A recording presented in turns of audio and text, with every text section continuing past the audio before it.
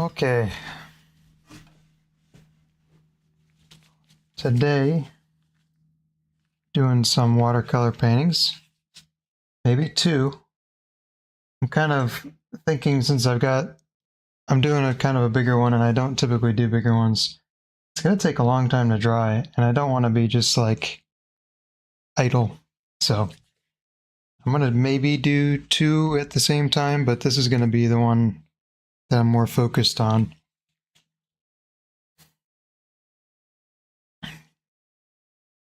So I was out of town last week. That's why I wasn't doing any of these. But we're back this week. I'll be doing this one on Monday and then another one on Thursday.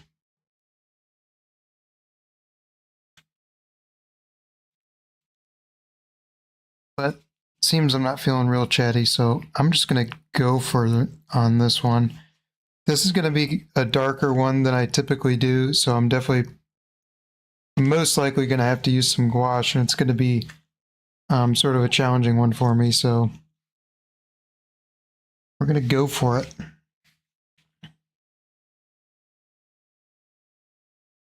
So I think what I'm going to do first is hit the whole, I'm going to do wet the whole thing, but not a whole lot because I don't want it to be too wet because I didn't stretch this paper. I typically don't stretch my paper, but I have a feeling that this is going to buckle. And let me give you the rundown on paper real fast while I'm thinking about it. So this is what I've got here today. This is 140 pound, 100% cotton paper. Arches is sort of the, I would say from what I've heard, maybe the most trusted. I'm not a connoisseur of watercolor paper, but I noticed pretty quickly after painting on nice paper versus not nice paper that with watercolor, it makes a big difference. I sort of started on oil painting and acrylic painting, and really I just kind of paint on whatever with oil and acrylic as long as it's, you know, sturdy enough to actually, I mean, you can't paint on like copy paper because it'll just get too wet and it'll buckle way too much. But for the most part, with acrylic and oil, as long as it's, you know, sturdy enough, you can paint on pretty much whatever.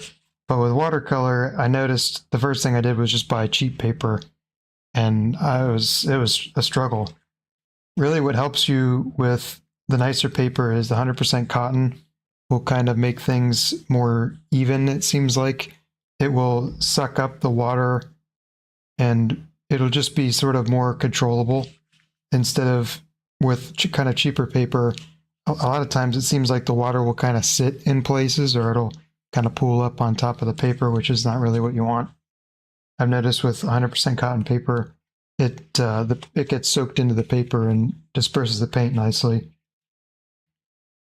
And there's some other reasons too, but that's kind of a topic that is probably out of my pay grade.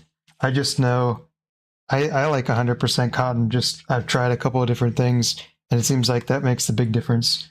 And the pound, or the, I guess, gram per meter cube is, or squared, is, it seems to be the heavier the weight, the less the paper buckles. That seems to be the case. Like I said, I'm not an expert on that, but those are the two things that I'm looking for.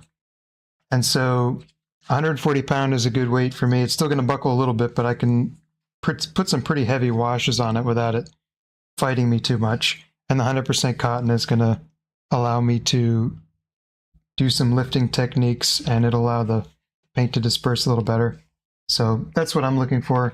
This is the other paper that I paint on a lot, and I'm probably going to keep this close by because if I do two paintings, this one's taped down, so I'll probably just, I don't know, hold this one or something, and I'll do a painting on the watercolor block. And so the other thing that's kind of nice is the difference between a watercolor block and a pad. So this is a pad, it's just glued at the top. And so these pages are they're not attached to each other. You can use this like a flip book. And the watercolor block is all glued together on the sides. So that's kind of the difference there. And what that helps you with is, especially if you have kind of a smaller size, the watercolor block will keep your paper from buckling quite so much. It's not going to stop it from buckling, especially if you use a lot of water. But I've noticed, especially with a smaller size and a block, you basically don't have to worry about buckling really at all. So that's something to keep in mind. And the next thing I buy is not going to be a pad. I'm going to try to get a block, and I'll test it out. Hopefully it'll be easy to paint on like that, like this watercolor block here. But I don't have a watercolor block, so this is taped down, and hopefully it being taped down will keep it from buckling a little bit. It's not going to eliminate it really at all. And I know that there's stretching techniques and stuff you can use. I couldn't be bothered. It sounds like too much work. I've never tried it. Maybe I will at some point, but I don't like to have to do a whole bunch of prep work. I like to just be able to sit down and paint. This is already too much prep work. I had to tape it down and can't be doing all that. So what I'm going to do first is I think I'm just going to put down a bunch of water so that the whole canvas is wet and I can get some kind of blending techniques. I tend to do that for my back layer. And I'm going to put a lot of paint on this one, so I'm probably not going to make it too wet because I don't want to have to put a whole bunch of paint on there. While I'm doing this, I guess I can talk a little bit about the paints. So here I've got some tube paint from Winsor & Newton Cotman set. It's just student grade Winsor & Newton watercolor paint.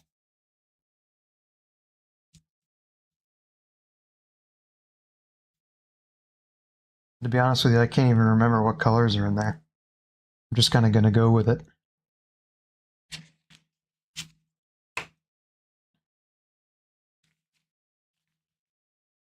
All right, so I'm going to get my squirt bottle out here, just so I don't have to constantly be putting water in the paint. I just kind of give them all a little bit of a squirt. That way, paint's kind of wet. And now I'm going to mix up, I think I'm going to start with this. There's going to be kind of, so this scene is going to be sort of like in the woods with a river kind of thing going on. So I'm going to try to get sort of a pale, dirty green in here, and then sort of an orangey green color up here. And then it's going to get kind of darker in here, and then sort of some purpley dark things over here. And then there'll be some trees, but the trees will come last. So for now, I just want to get the colors in there. And I'm definitely going to be fighting this a lot because I'm going to have to put in some pretty dark colors to start with. So first thing I'm going to do is get some green. And I think the best way is to just mix my own, so I don't have to get one that's too intense.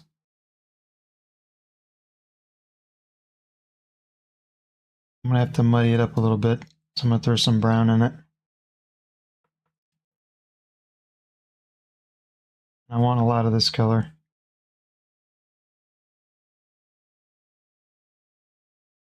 It's kind of a, I don't know, maybe an olive, I guess, would be color I want, but it's a little bit duller than that.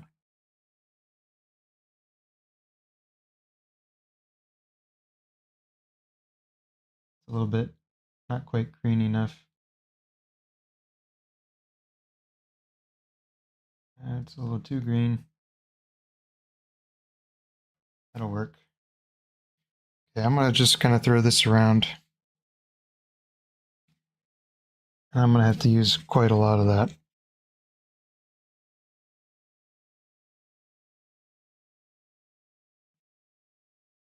Now let's get some of this in here.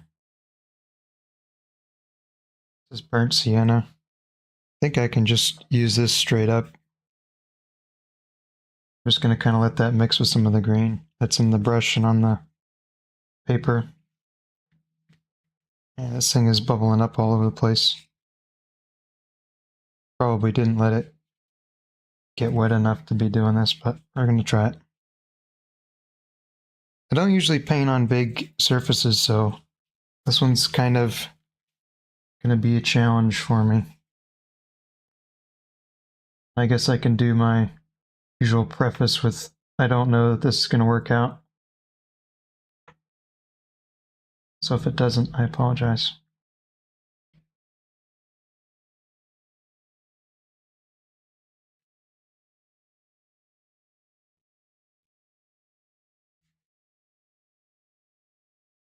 I think I want it to get kind of bluer back here, so I'll throw some more blue in there as it gets farther back over here.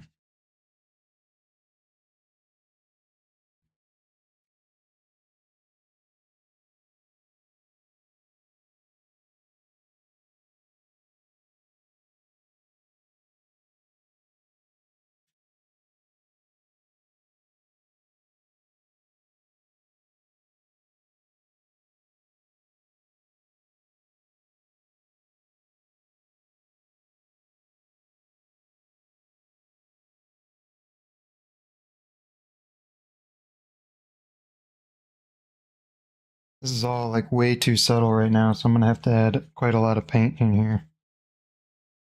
But I'm okay starting off kind of slow.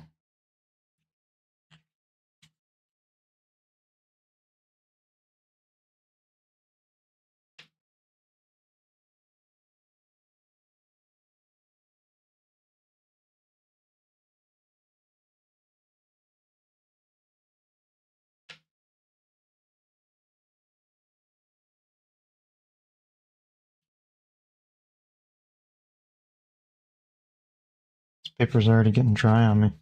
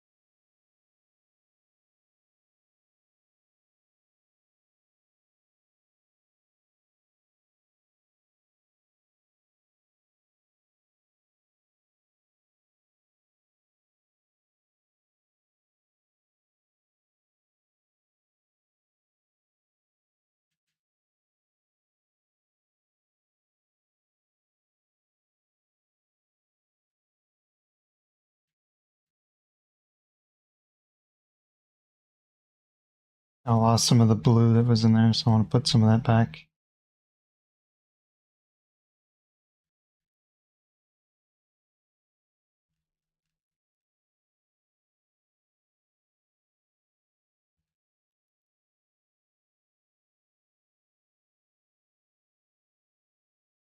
Put some dark bits in here.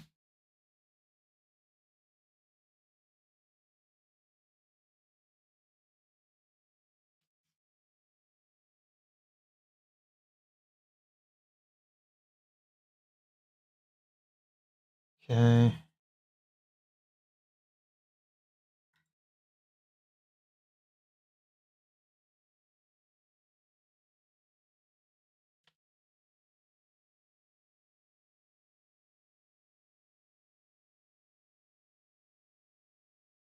I want it more orange than the burnt sienna has given me. I'll throw some red in it and some yellow. Amp it up just a little bit.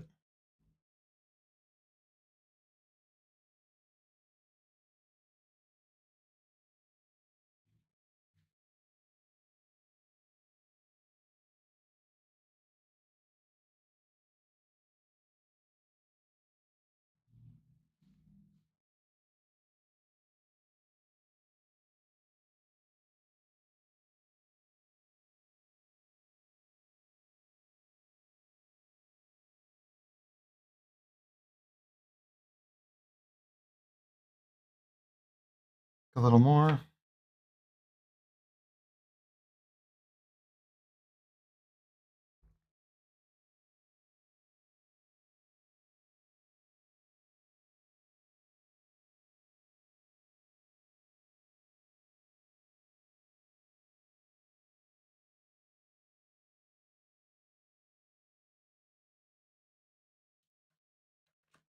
Get a hair in there.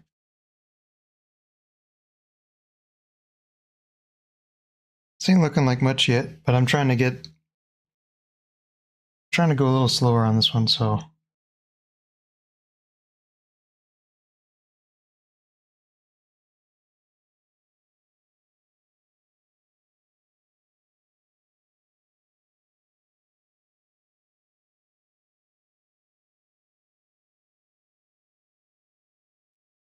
I'll lift some of that out of there.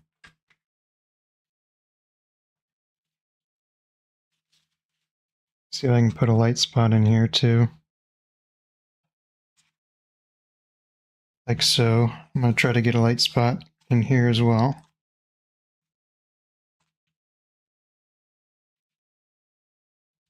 Like so. Maybe some light spots in there as well.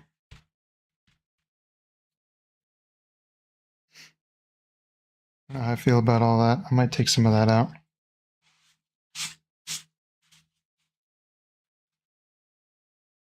Thinking that's going to be like a light beam, but I might change that.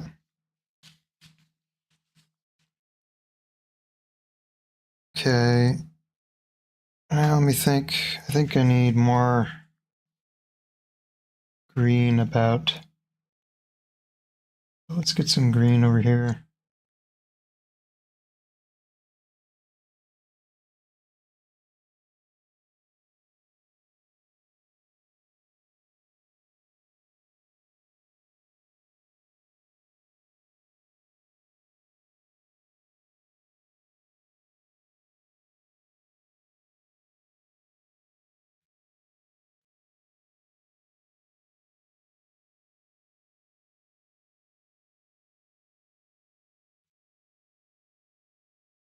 Okay.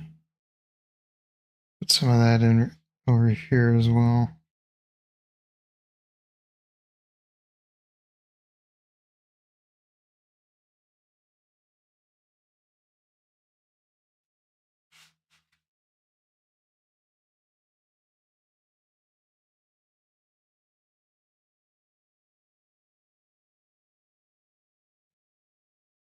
Okay. I think I'm going to go ahead and put this bit in now.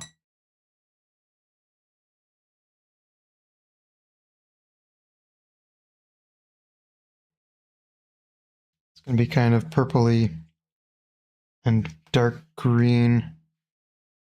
So I'm going to do the purple bits first, I think.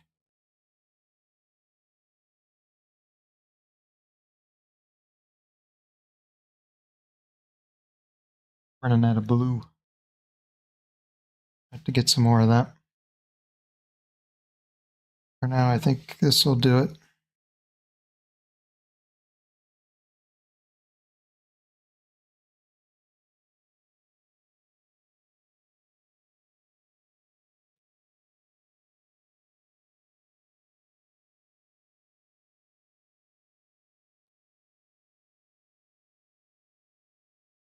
And I want it to get a little bit bluer over on this side. I'm gonna have to add some more to that. That's a good start. Okay, so let me get some more blue in here on my palette. I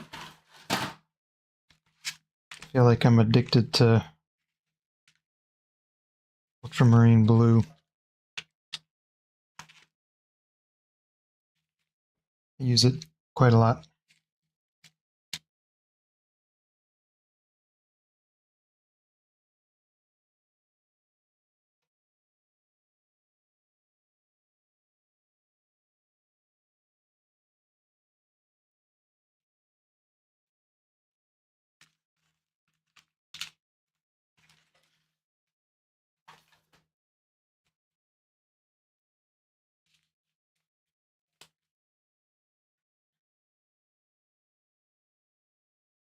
A lot of green in there.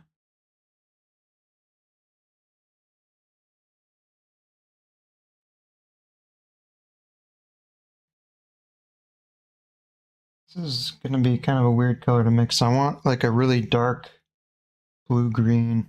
It's kind of like, that's kind of what I want, but I want it. Maybe we'll try that. Maybe that's, yeah, okay, that's great.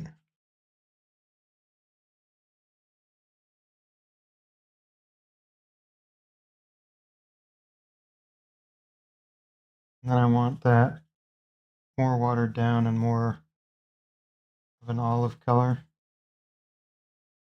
put in here. So a little bit of red in it, I think.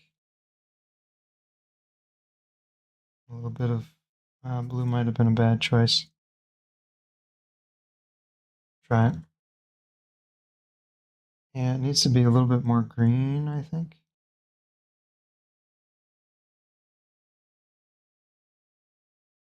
I'm gonna try it.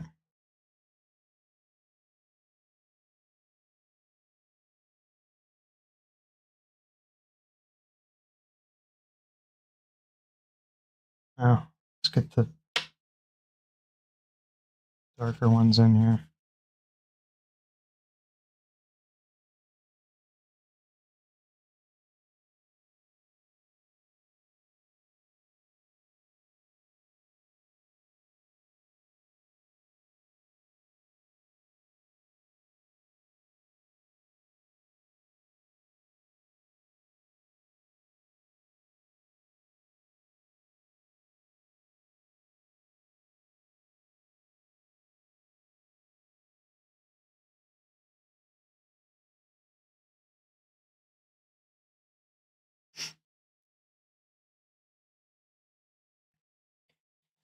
Okay, back to this green. I feel like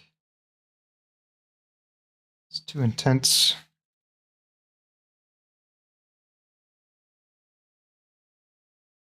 I want like a really dull blue-green like that. I don't know about that.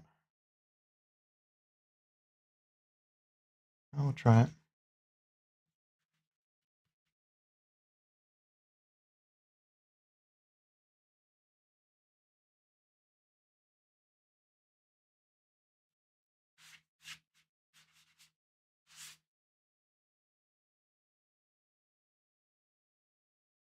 That's not bad. It's not bad. Get a little bit darker spots in there.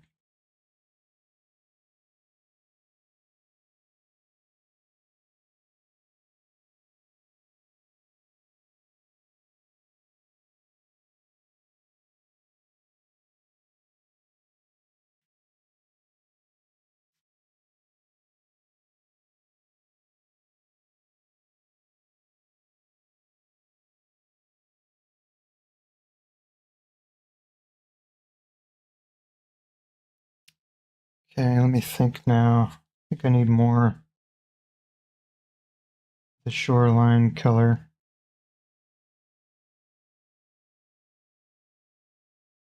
So dark blue-green again.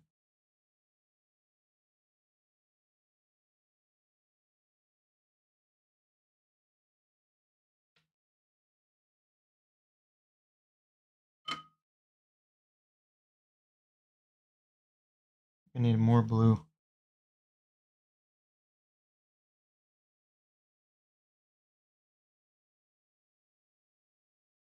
I had trouble mixing that color.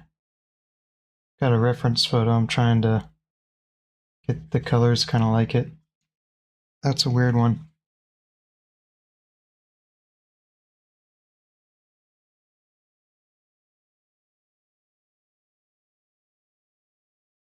Maybe it's because it's more blue than I think it is.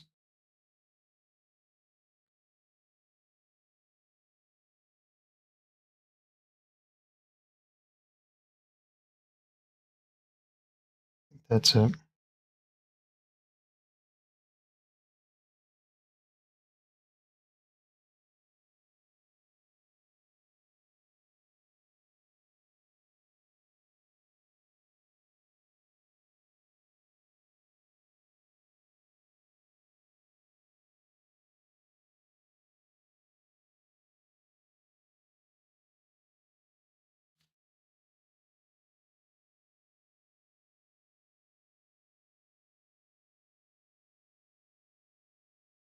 Okay.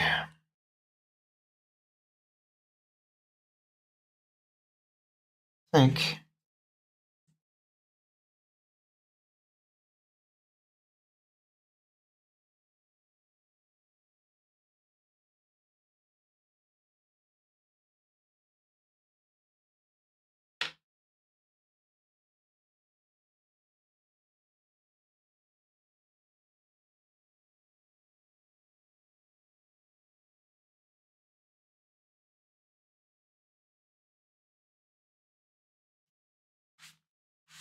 I'd be about ready to stop working on this one wet.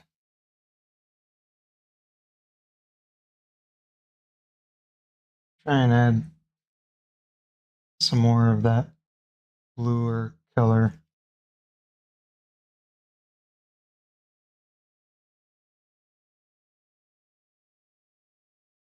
This green. I'll try adding some more of that up in here.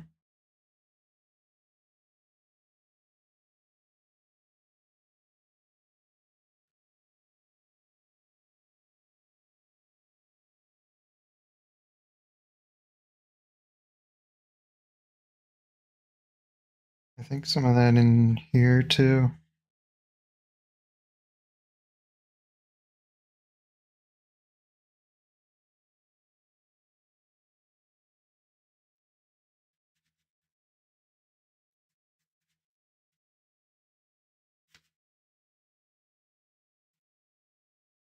Okay, I'm gonna go back into the art sienna again for a minute.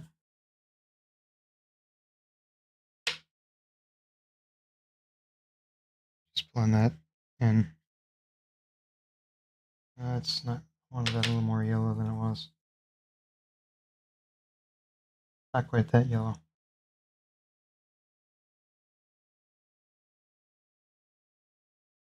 Something like that, I think.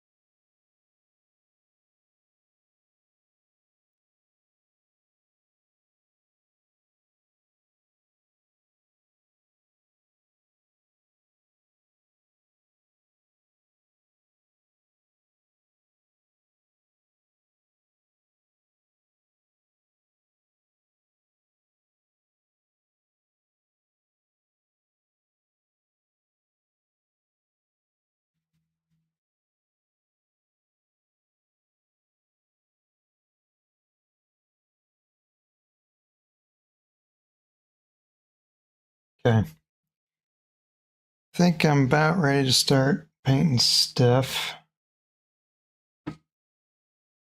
I'm done just playing around with a wash.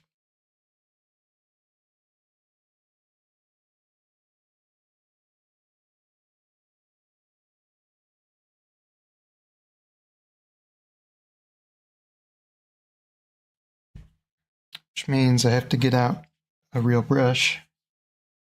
I mean, I could keep using this quill, but I'm going to switch, I think, to probably a liner to do some background stuff. That seems like a good idea. All right, so I think I want to do this side first. So I'm going to get myself a place to work here.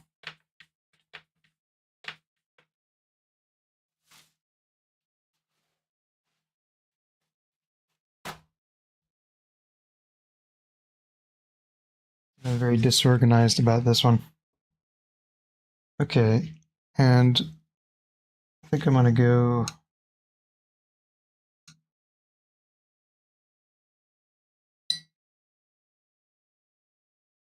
and get some water on this palette so I can get some paint going. A slightly desaturated green, like that. Maybe a little more desaturated.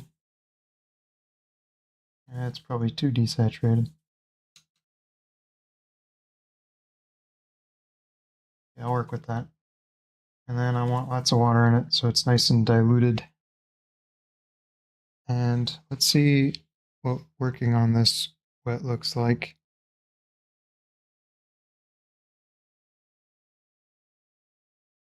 It's too wet. Okay, so I think what I'm going to do is give this one some time to dry off, which means I'm going to do two paintings at the same time, which is very exciting, I guess. So let's do another one. Now I got to figure out how am I going to work this. I guess I'm just going to hold it. And my hand will get tired. This is what I'm doing. I'm going to hold it. Okay, so this one I'm just going to do a simple, fun one. So I like simple and fun. So get my brush, make sure my brush is clean here.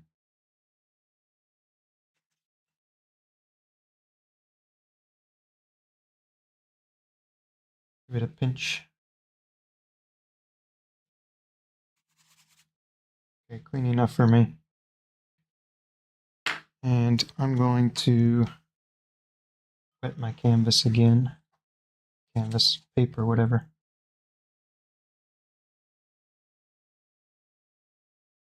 Hopefully not drip onto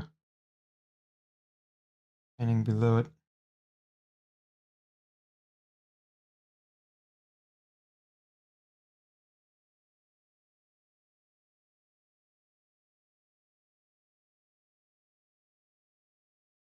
Let some of that sink in. Really what I feel like I should do is buy a blow dryer and then just like mute my mic or something and blow dry it. It's no fun. That takes away the letting paint dry experience. Watching paint dry. Okay, so this one I'm going to do like a pale pink background, I think. I think I can just do it with this. I just add some pink in there. Just give it a little bit of pink. Not a lot of pink. Just a wee bit.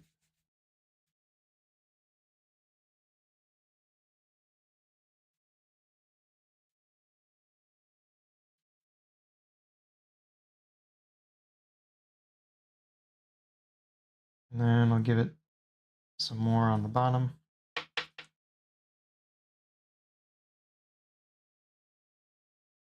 And purple, still a little bit watery.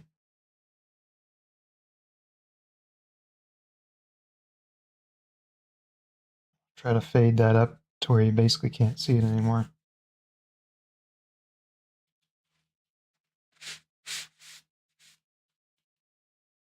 Have enough water in there. I want this like to be not much at all.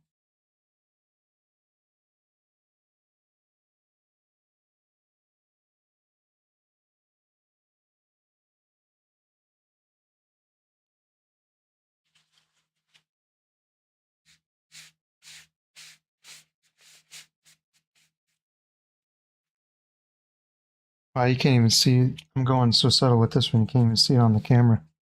Maybe I should let it maybe be a little bit less subtle.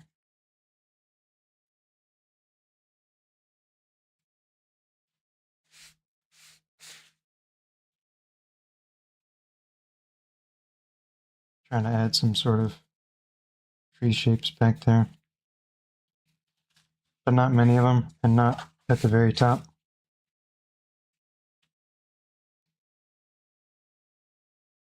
Yeah, you can't even see that.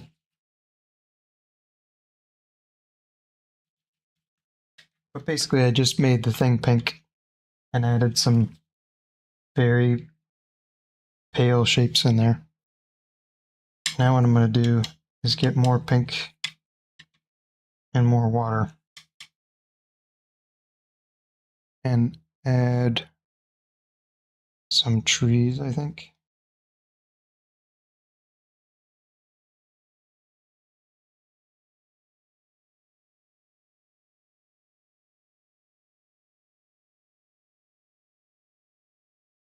These will be like the way back in their trees.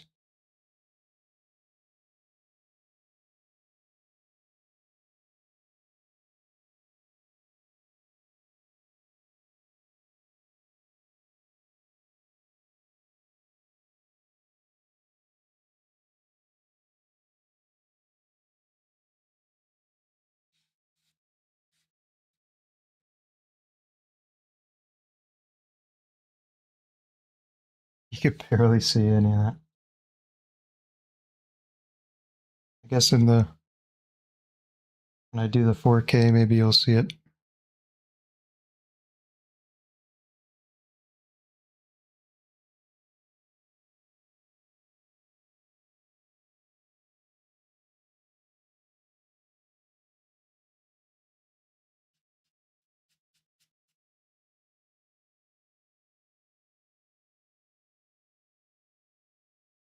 I want a little more blue, not that much blue.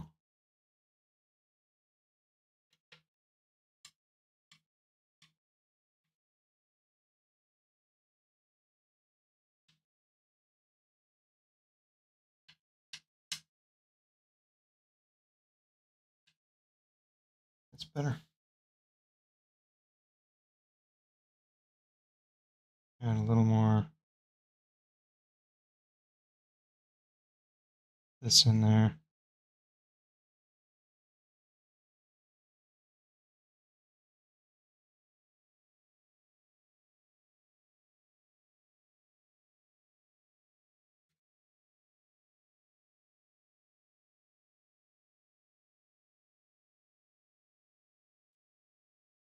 Okay, let's get some other colors in there. Maybe like more blue, a more blue version of that. Not that blue.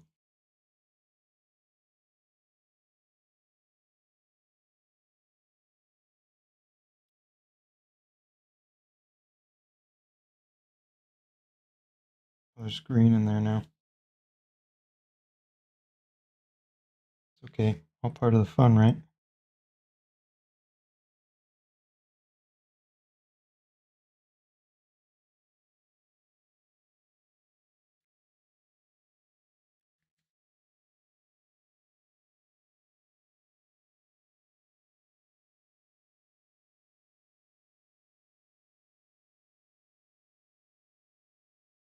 Okay, there's one tree in there.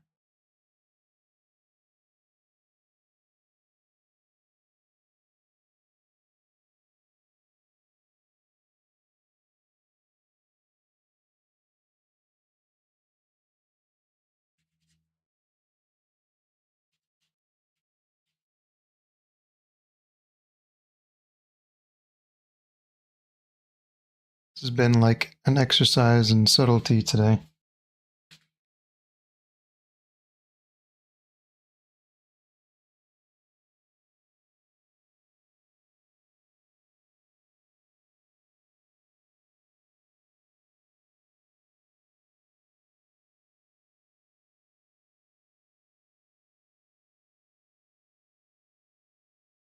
Lift some of that out of there.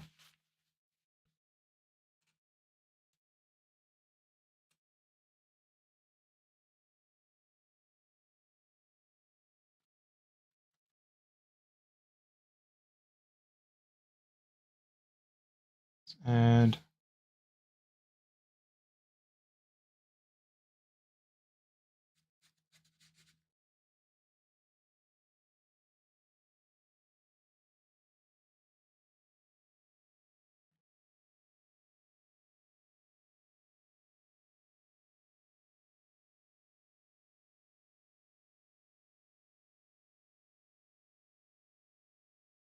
add some sticks and stuff in there, some real subtle background looking sticks.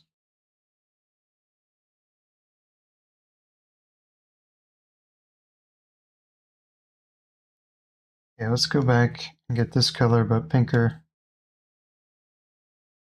and more watery. Add some of those in there. Maybe one back in here. I have to wipe some of that off. It's too dark. Still in like the way back of this painting.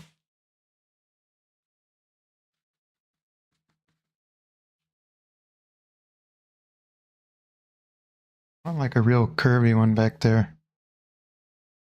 Maybe like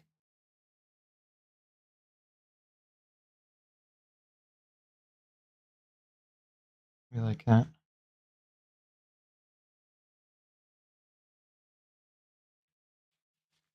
Wipe them off too, though. A little bit less film got wiped off. See, so I think a little closer.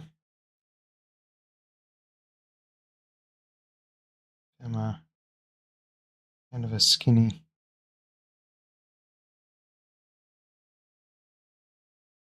Stick that goes up in there.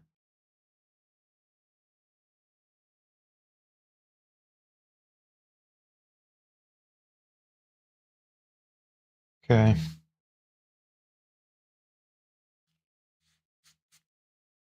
All right, I think this guy's dry enough. Let me check on the bigger one. See what he's looking like. He's still wet. He's also very mountainous. This taping the paper down didn't really do much for me. Still got very wet. That's okay. He's got okay colors, so I think that one's not destroyed yet. Hopefully, if we're doing two paintings, at least one of them will be okay. All right, let me get a slightly larger brush than the one I was using before and start working on some of the middle ground on this guy. So I think it's going to be the same color. I think what I'm going to do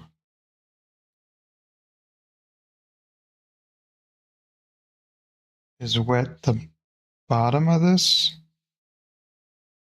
so that all the trees kind of like fade into the bottom. I'm going to try that, see how it works.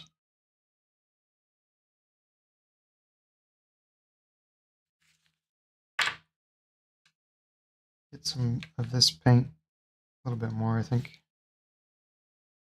I want that to be a little bit more of a hotter pink. That'll work.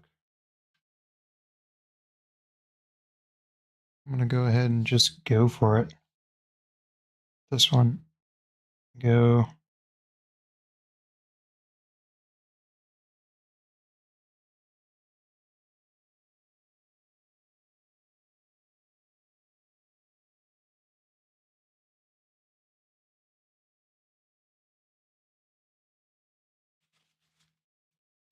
Let me try and tap some of that out.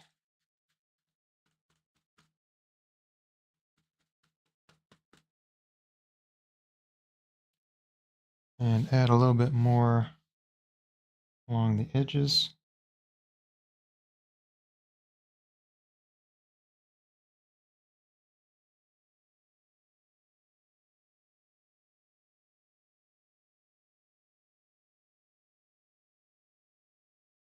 And let me get a little bit more water in there and add some branches on them.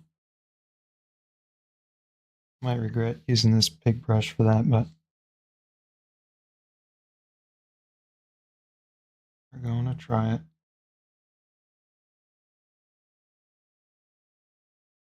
This one I want to like kind of snake around.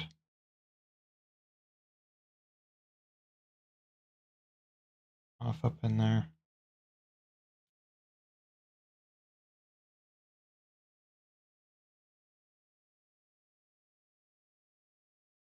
Ooh.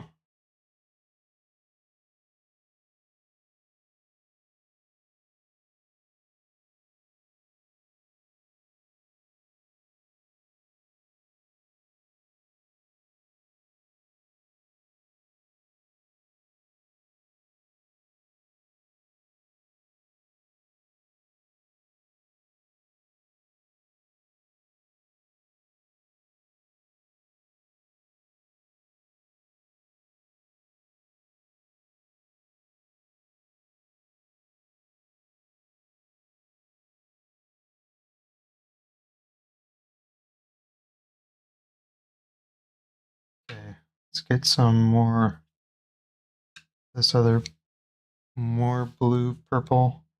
Actually, I think I want it bluer.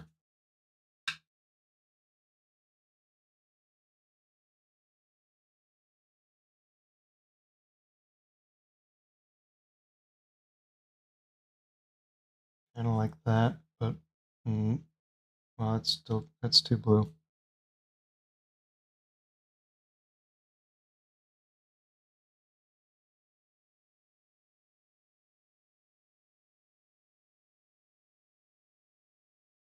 Well, maybe that'll be okay.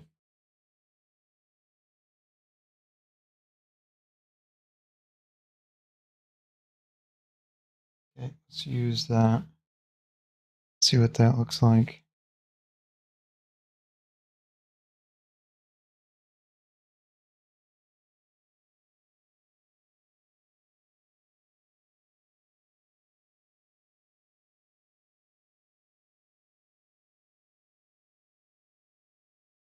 Okay, there's that one.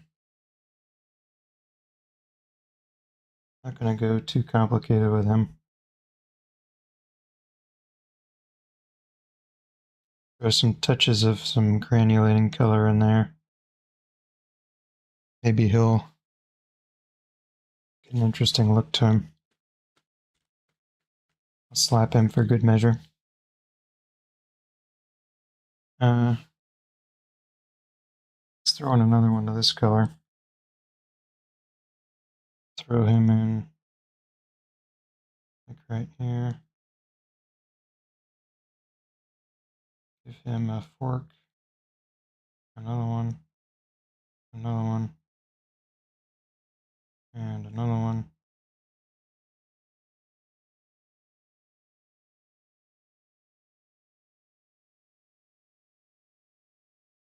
Okay, he's in there.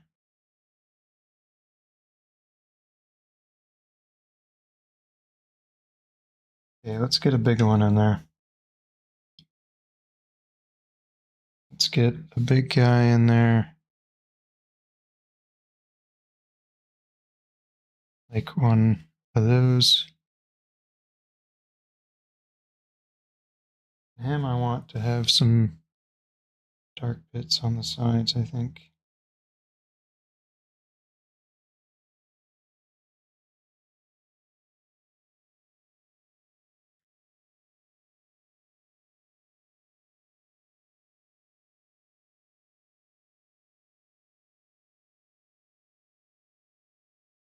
Let's get some more pink. Give him a neighbor. Want more pink.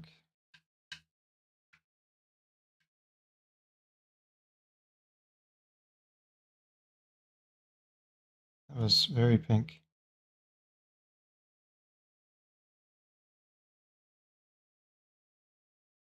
Kind of a funny shape, too. I don't know how I feel about him.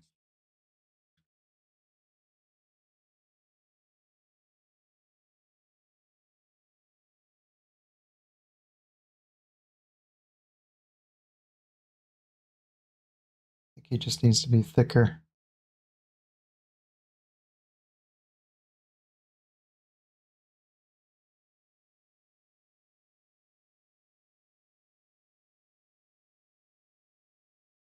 Okay.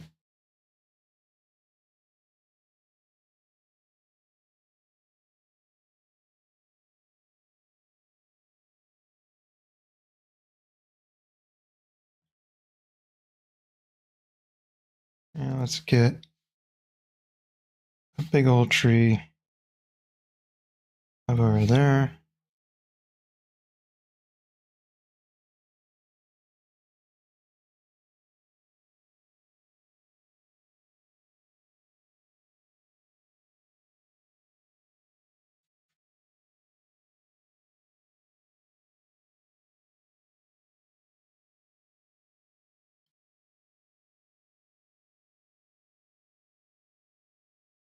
Let's get some dark colors in him.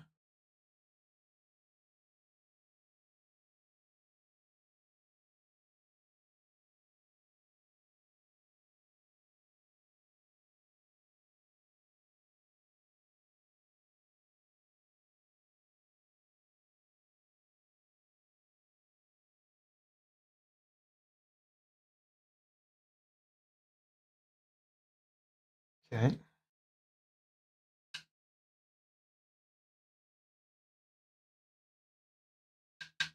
I've neglected the right half of this painting, which is dangerous. I'm going to rectify that. And I want to add some more kind of warmer colors. So I'm going to try, I don't know if I want it to be red. I might save that color for later. I just want sort of a hotter pink. We'll try that. Some water in it. This one I'm going to do pretty wet, I think. Just get some trees I can hear from him.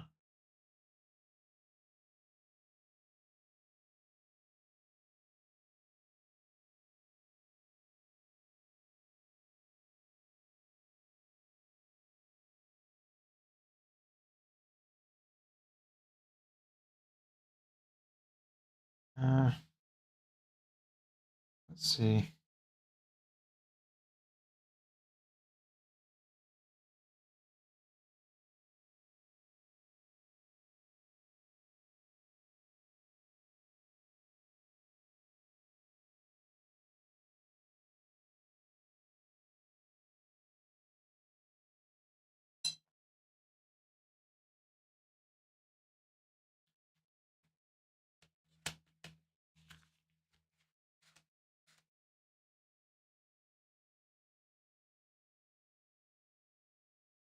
I feel like I need another layer in there.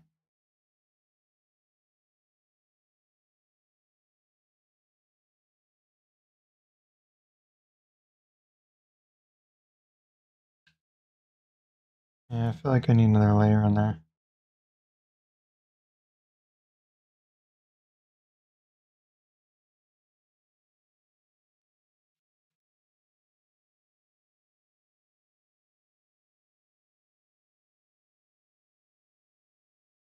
So let's get another layer in there by adding some trees into here.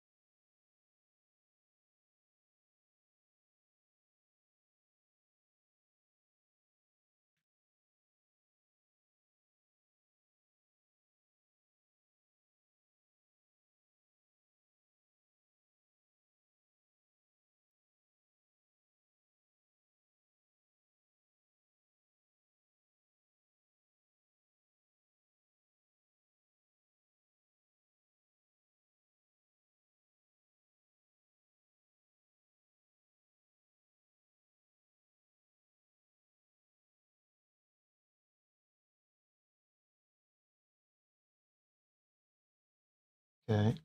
I need to add some blue in there. Break that up a little bit, I think.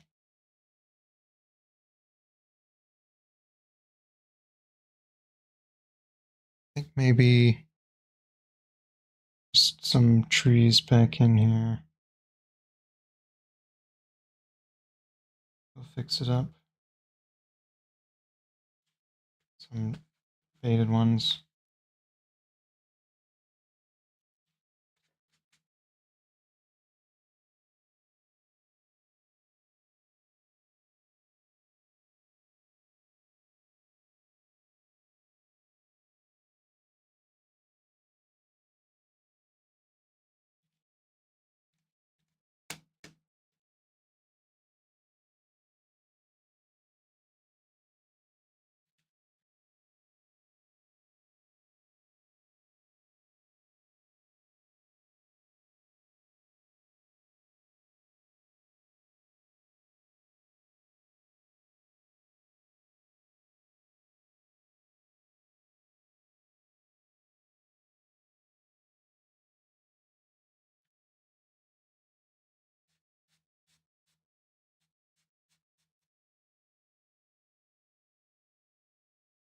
Okay.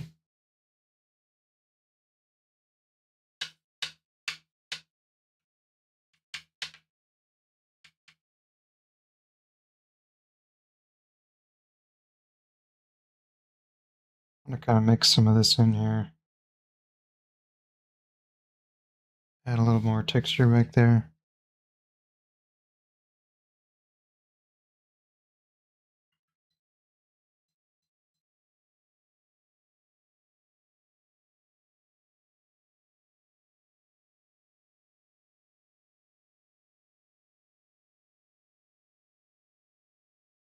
Trying some of this red. See what I think about it.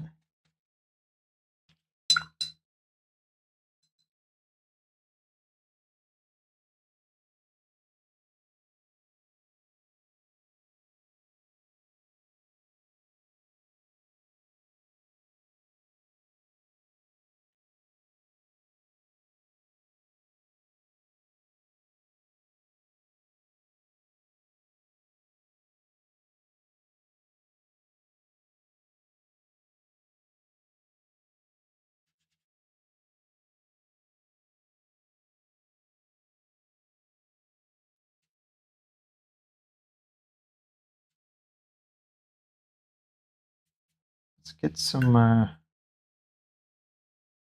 green in there.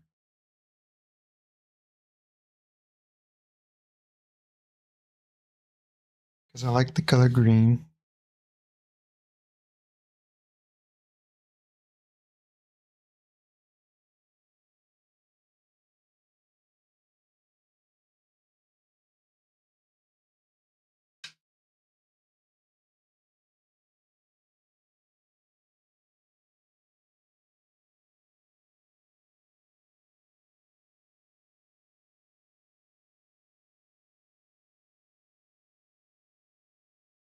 Apologize, you have to watch this whole thing like sideways.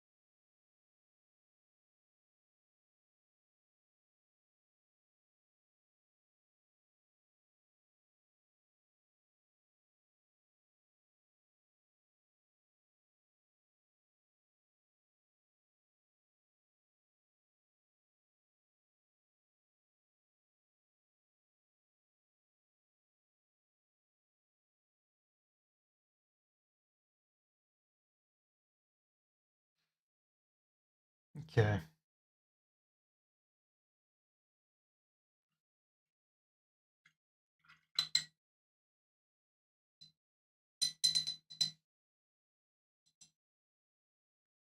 Let's get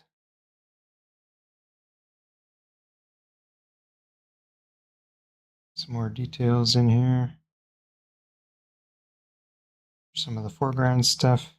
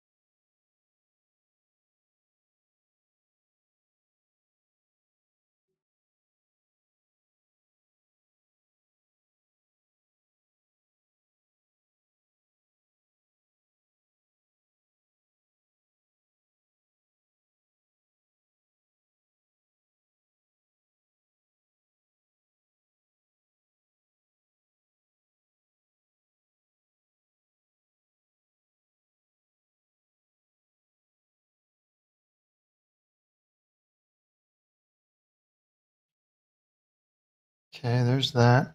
This is very difficult to do while holding it.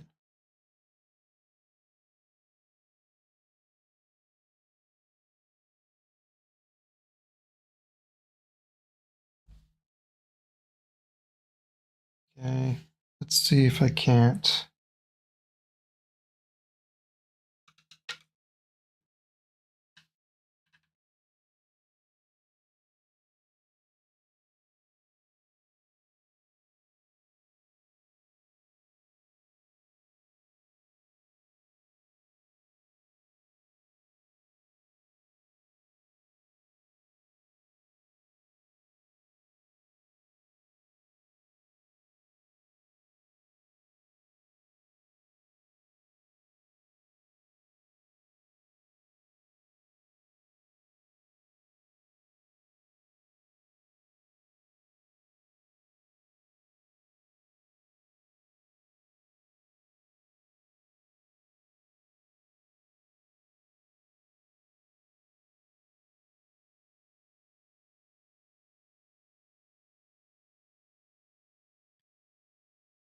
Okay. Get some details in there.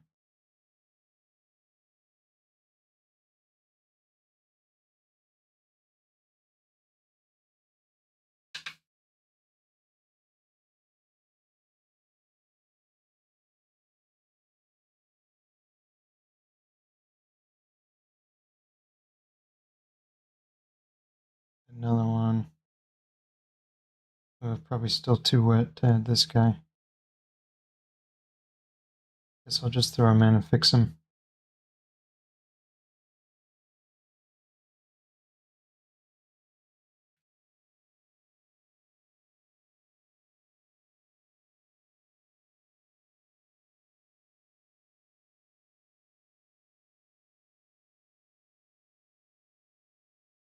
Yeah, I probably should wait till that one's a little bit drier.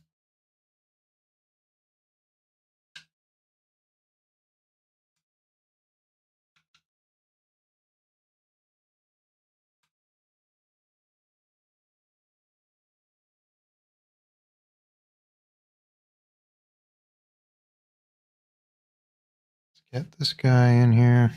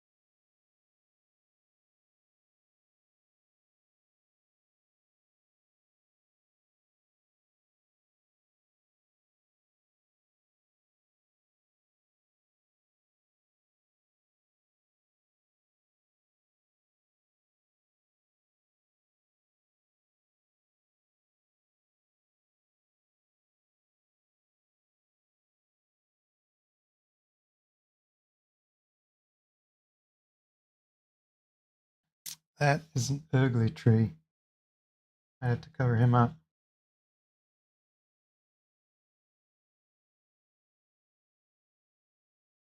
For now, he stays.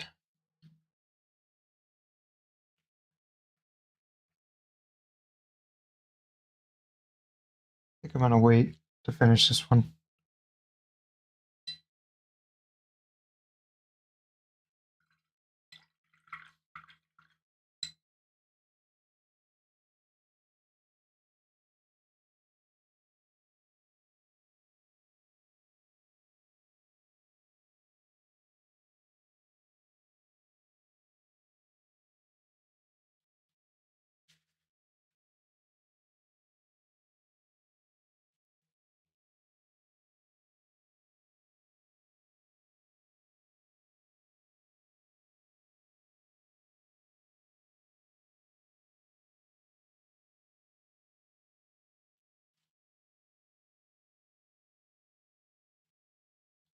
Just trying to get some interesting texture in there.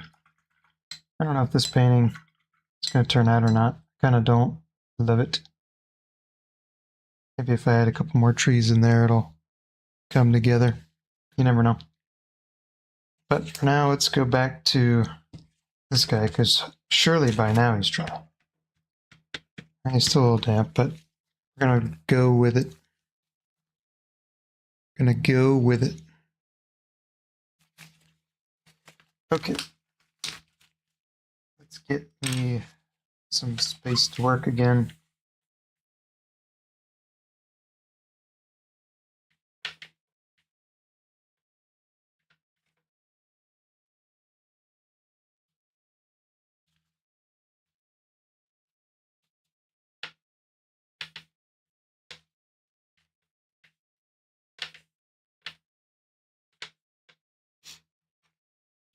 Okay. So, doing background trees.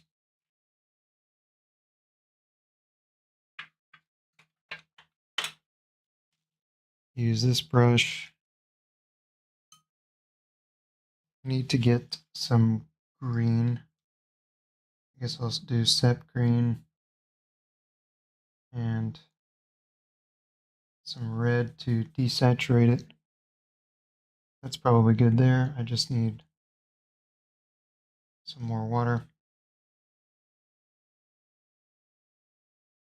I guess I will just go for it.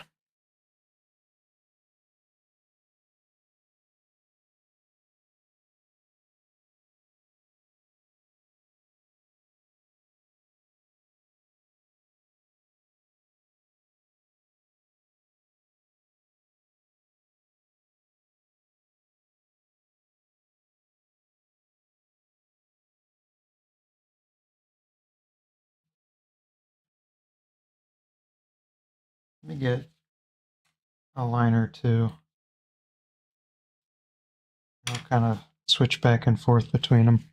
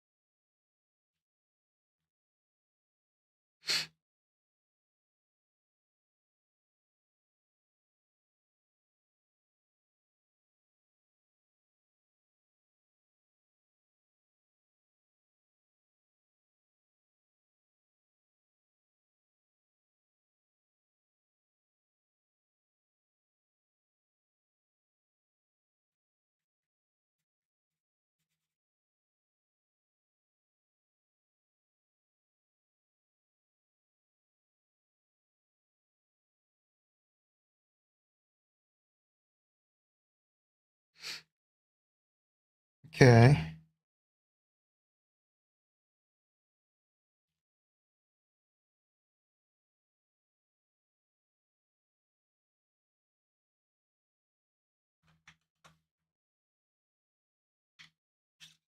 Oh, I think I'm gonna go ahead and mix up some colors here.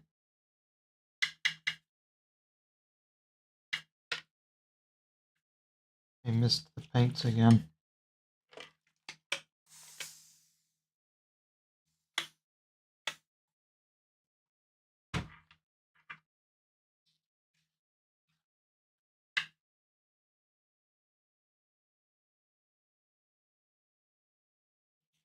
All right, so now what I'm gonna do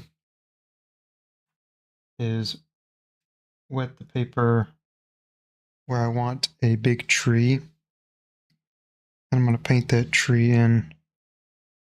Hopefully the water will help me to keep the tree together.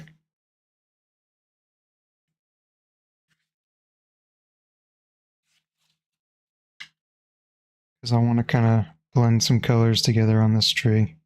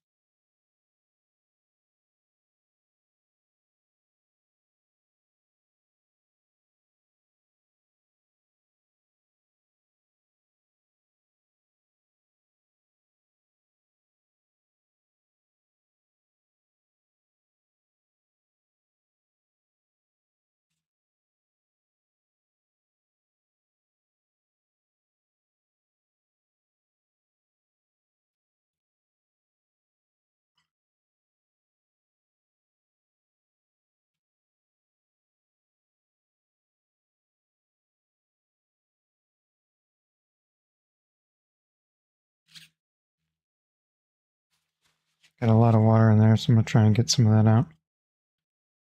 Get some of this yellow in there.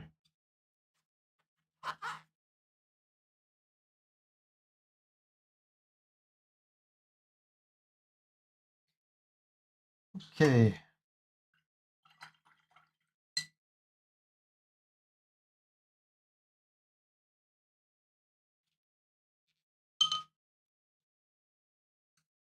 Now I need to take some grass in here, I think, to make that look like it belongs.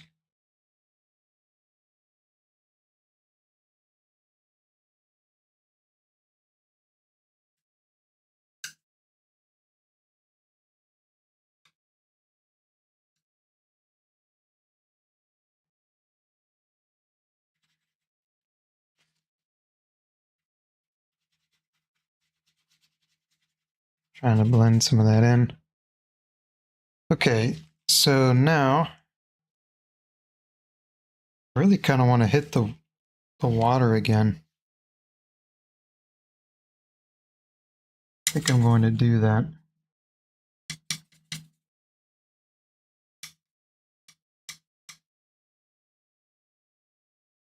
This is tricky though.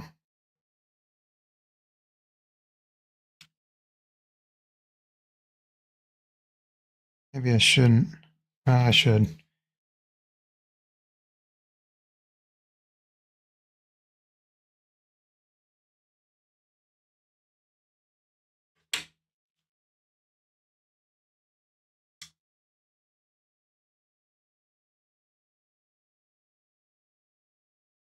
Just feels like it's a little bit weak to me, the color. It's also not blue enough.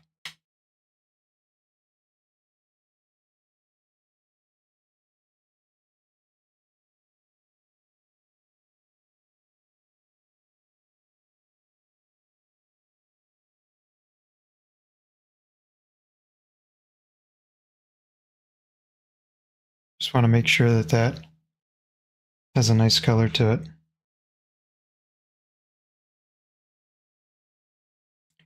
I believe now it does.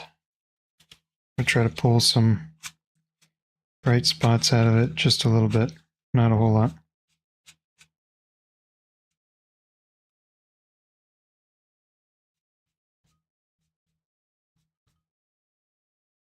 Okay. Back to trees. Let's see what else I want to do before I go into some bigger ones. I think I want to add some branches up in here. I think I want a bigger brush to do that.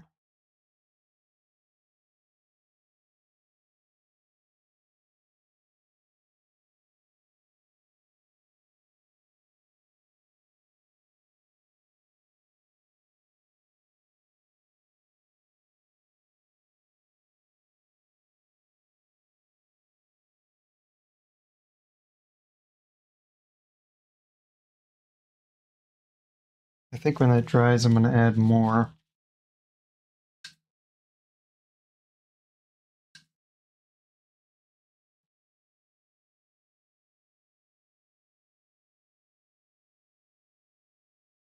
Now I just want to kind of keep it simple so I don't have to paint over anything.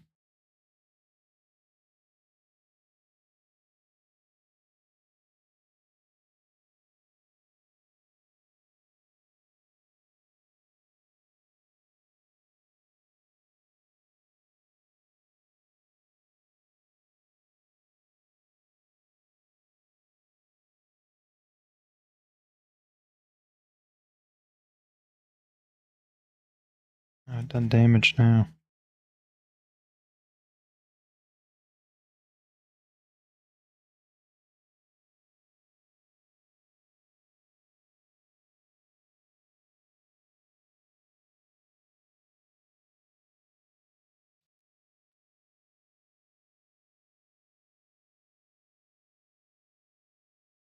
Okay, I need to add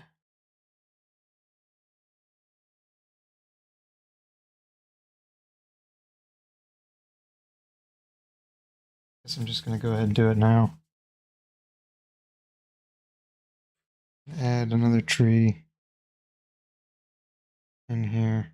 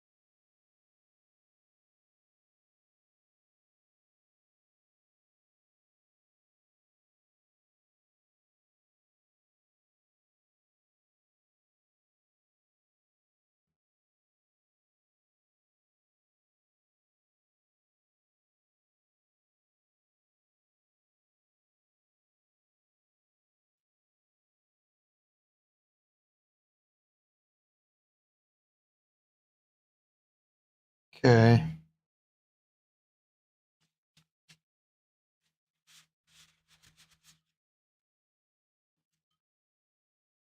See if I can't.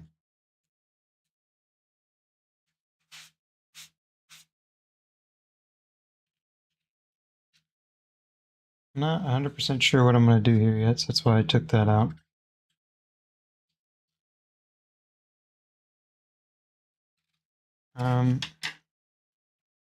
I think I need to put the big tree in now too. Maybe I'll add some more stuff over here first.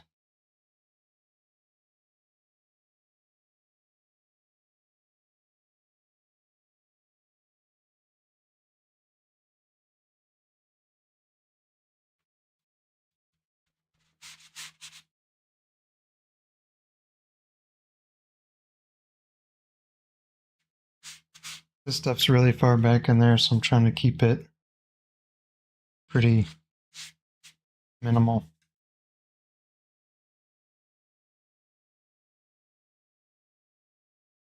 But still tree shaped.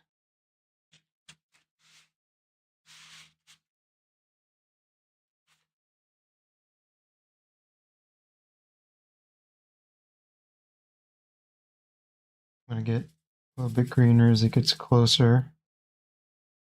Throw one in here.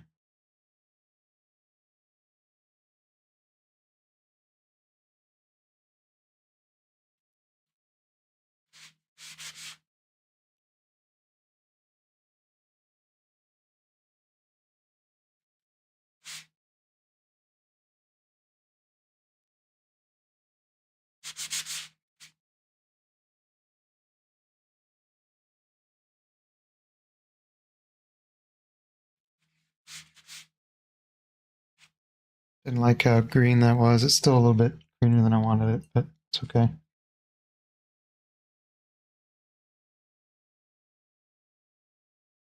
I think I'm going to go ahead and get some stuff back here too.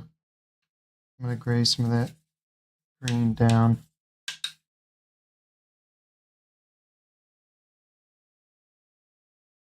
Add a little bit of blue in there.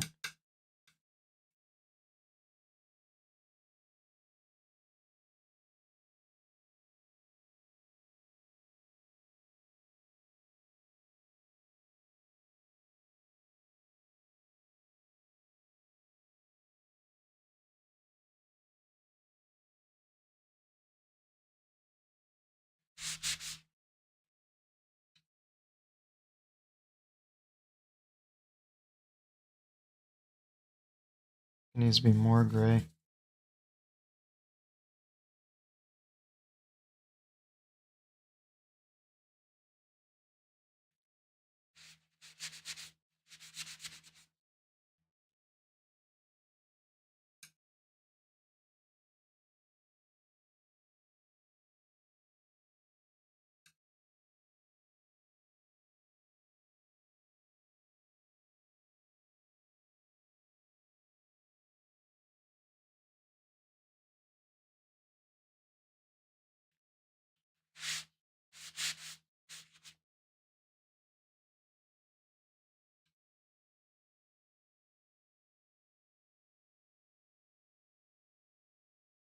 Okay, I think we'll leave that there.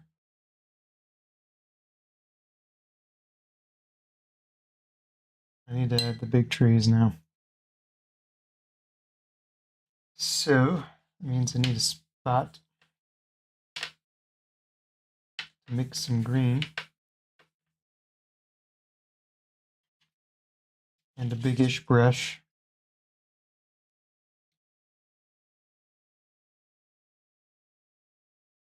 And I think same technique as before.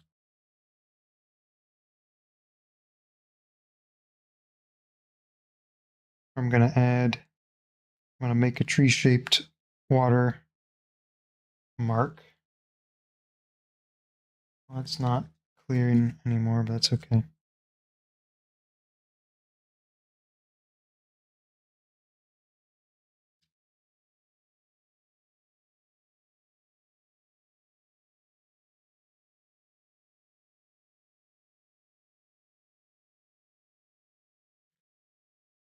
Okay, I'm going to throw some of this color at the bottom.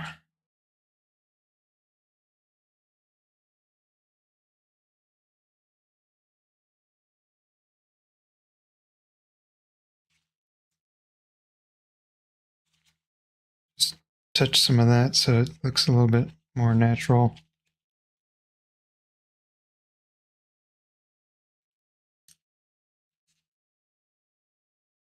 I'm going to blend that into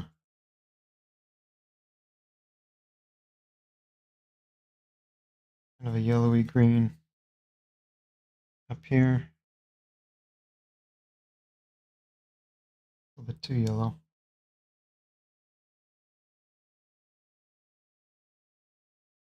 It's a little bit too green.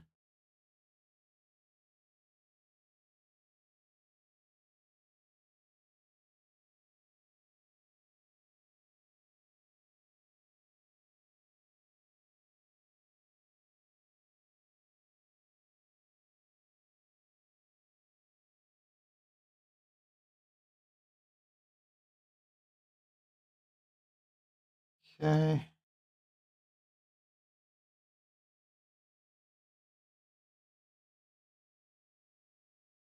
Some color in there.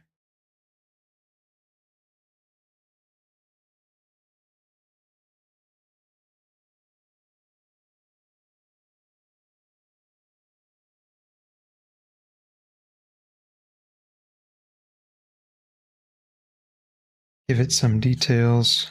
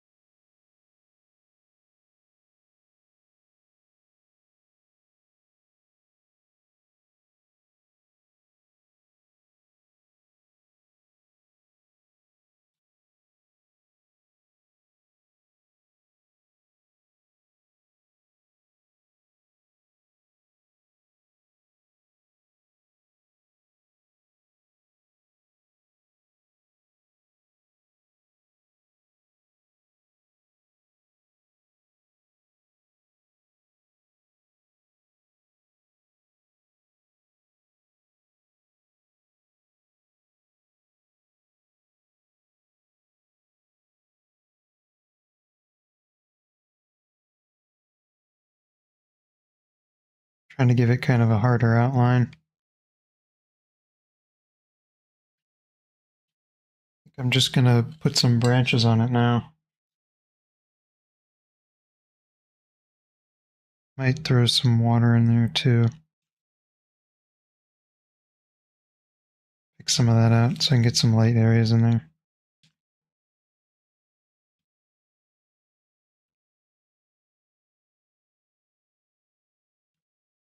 Add some of that dark back in.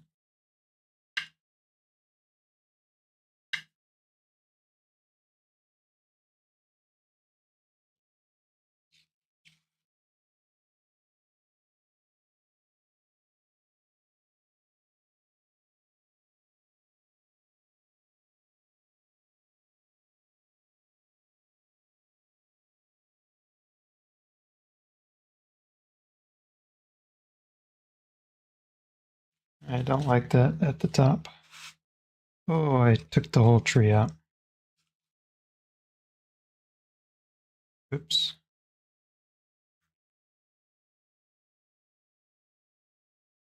Shouldn't have done that.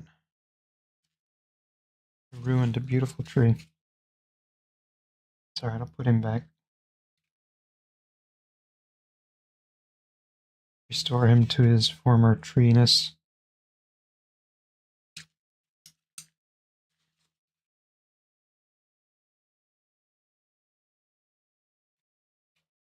Ah, he looks better than ever now. Maybe. He looks kind of unbalanced though. He needs some branches somewhere. I'm happy to do that.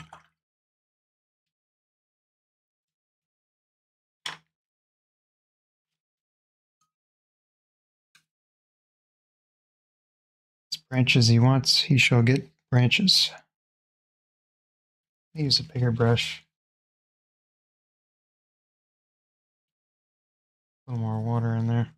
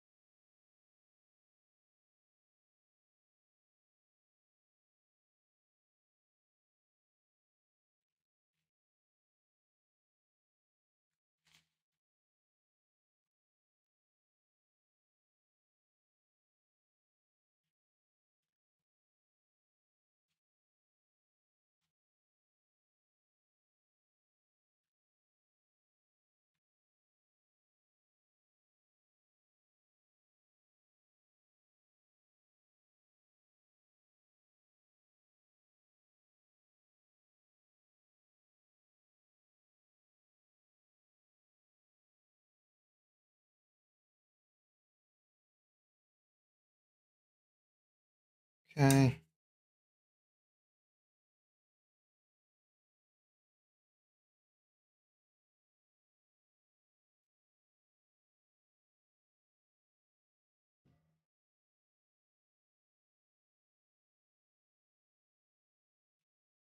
I take some of this out.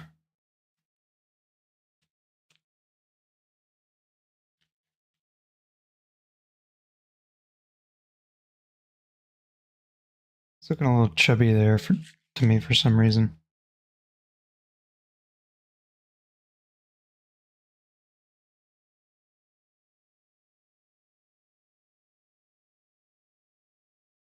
Can't tell if that's improved things or made it worse, but it's okay. Either way.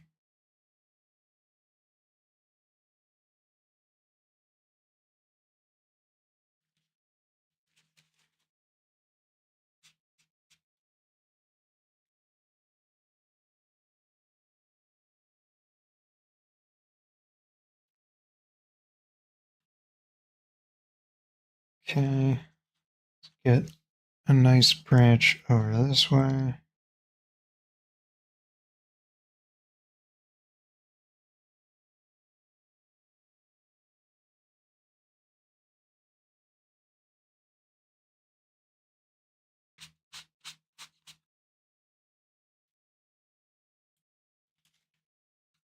Okay, I have to doctor that one a little bit. Well, maybe not.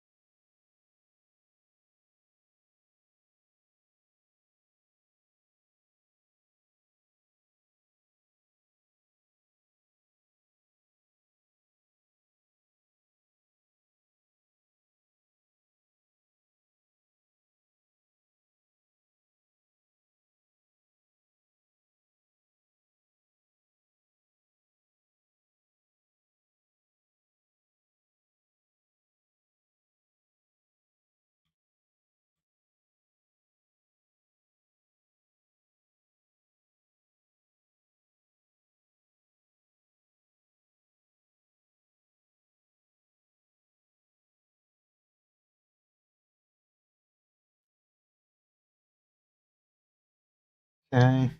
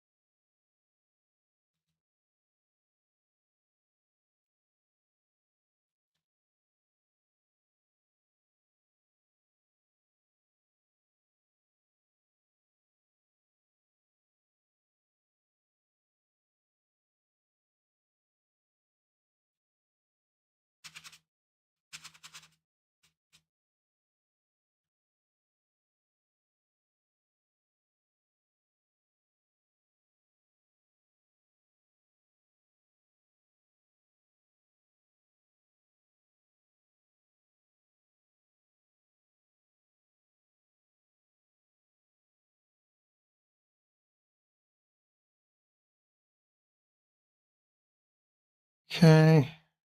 Now I think I need more kind of orangey branches. So we're going to get some of this color out. Throw some green in it. Maybe we'll throw it in the green. That's probably better. No, actually, I think I like it there.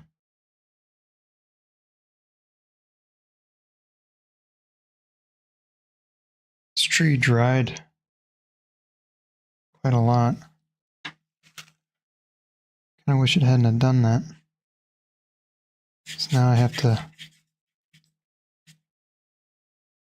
add some darkness to it.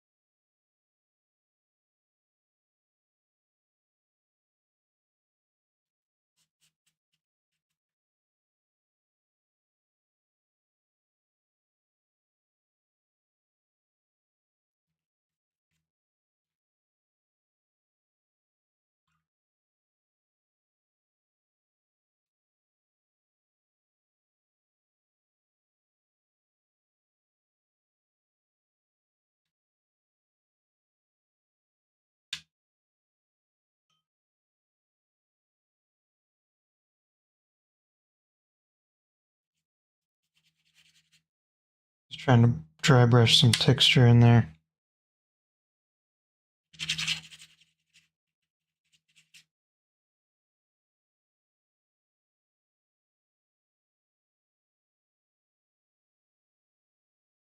Trying to get some other colors in there too.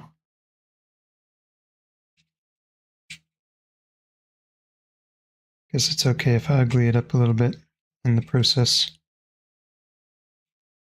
Just it's a little boring up there. That's all. Okay, and let's see what I want to do next. I think I'm going to let that side sit for a little bit and stew, and I will work on this side again. So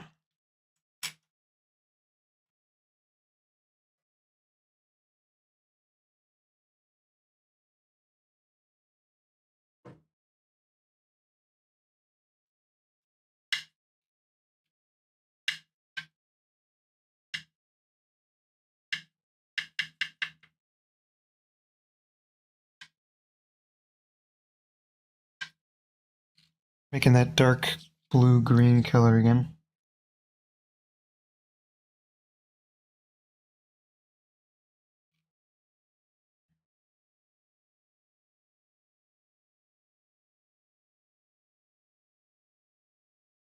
And that one I just went for.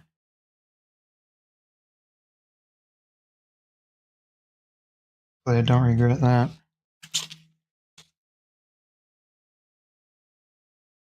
Kind of hoping that that one doesn't take too long to dry.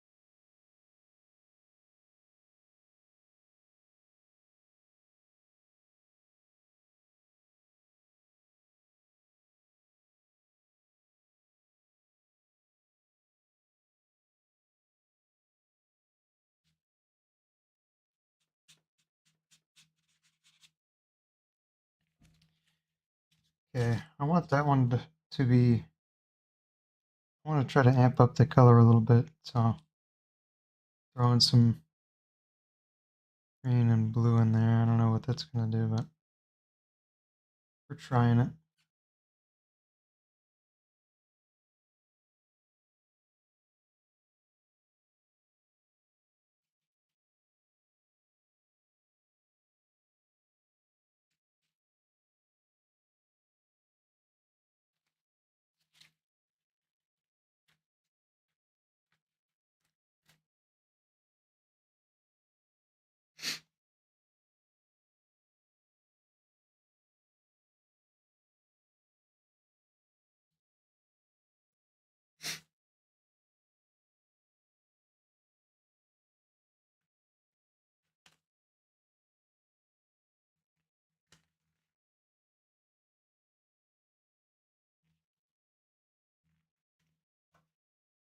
I'm thinking,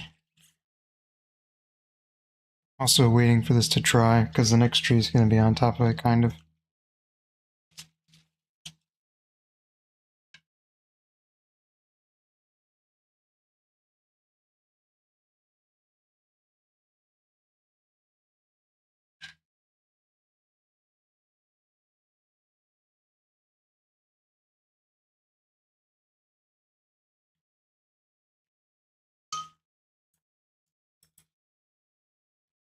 I'm going to add some branches over here.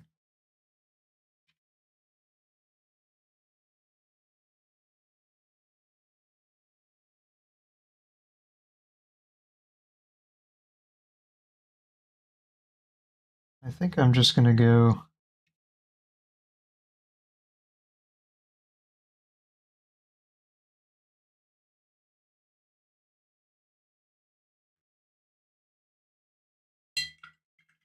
some Payne's gray on that one.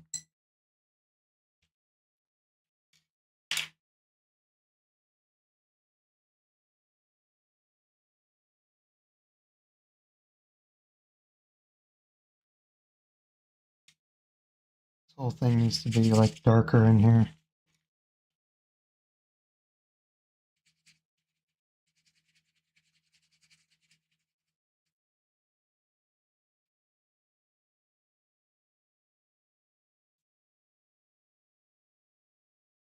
And get it quite dark enough. Ugh. Ugh.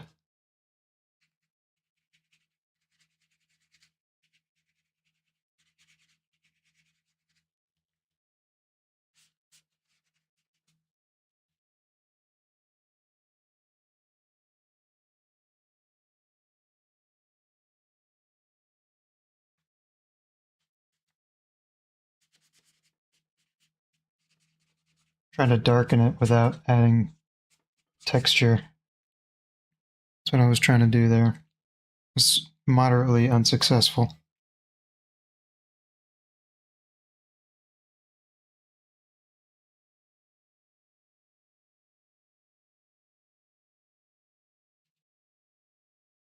I wanted to add some dark foresty tree kind of looking things in here.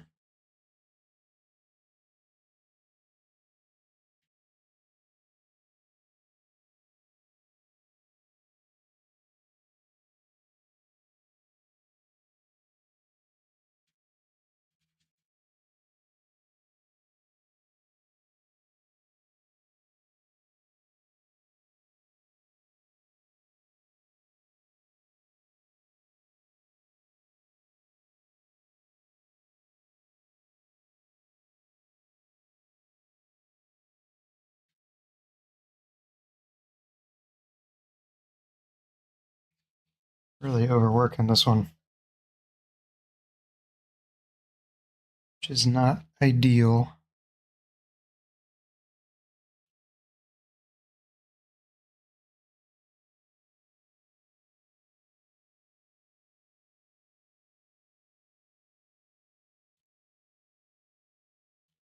Just altering the color of that a little bit.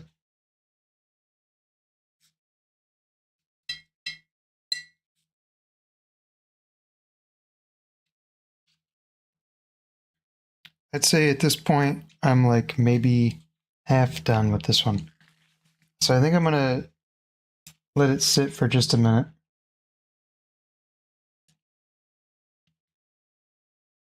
While I think about it. We're gonna switch back to this guy for just a minute.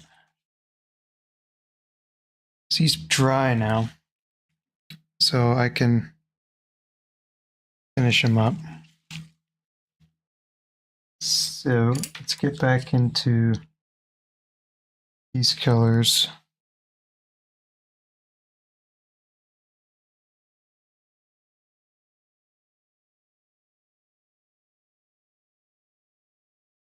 I think I want that kind of color. And we're just gonna go for it, this guy.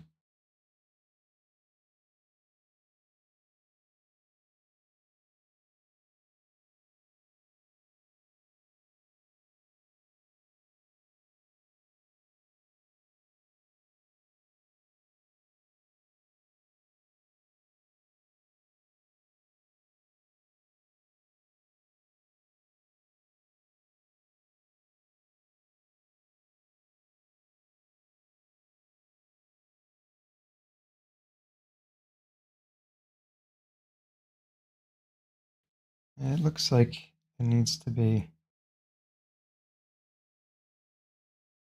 thicker in general.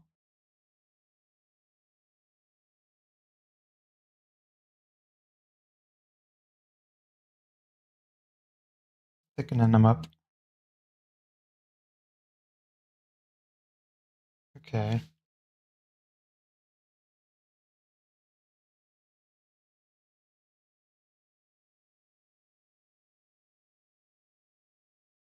I'm gonna add some detail things on him.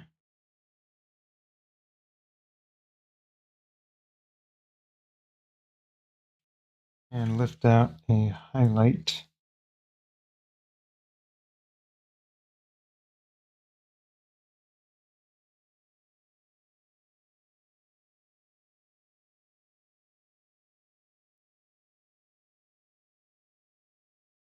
I need to fade him into the ground a little bit there.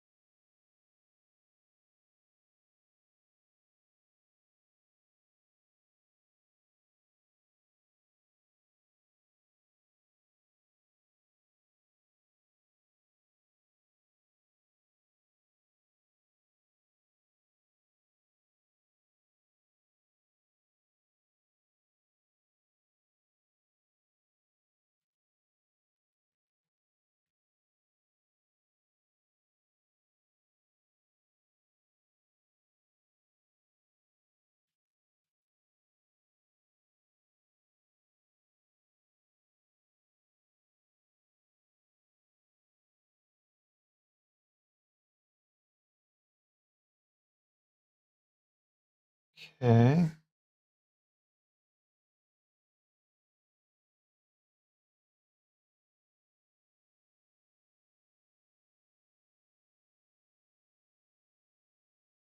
Get another tree in here.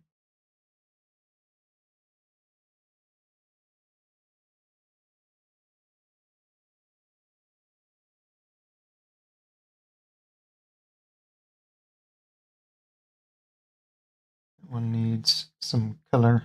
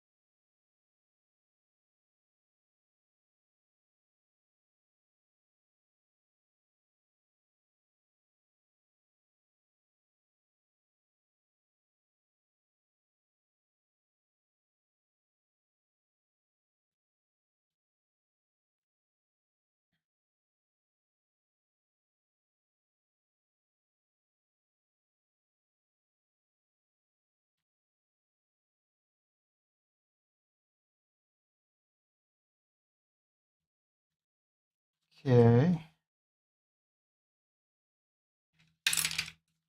Sticking my hand in that other pan is probably not good.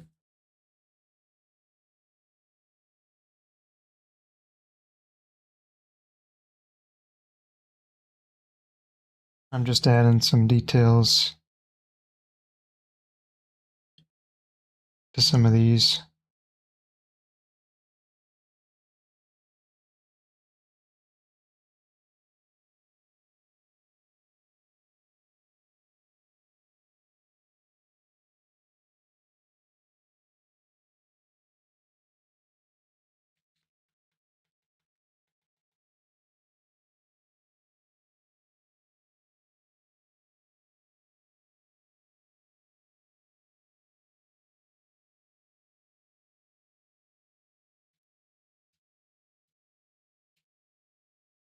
I don't really like what I did there.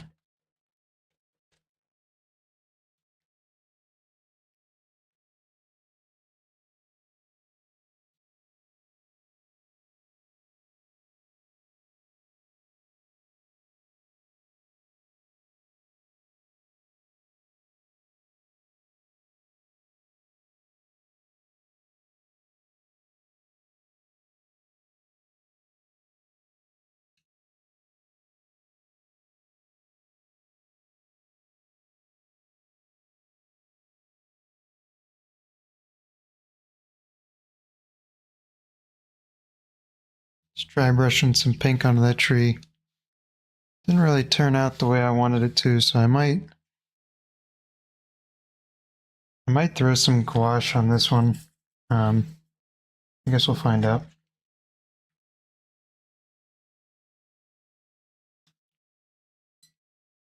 See how I feel. This one really didn't turn out great.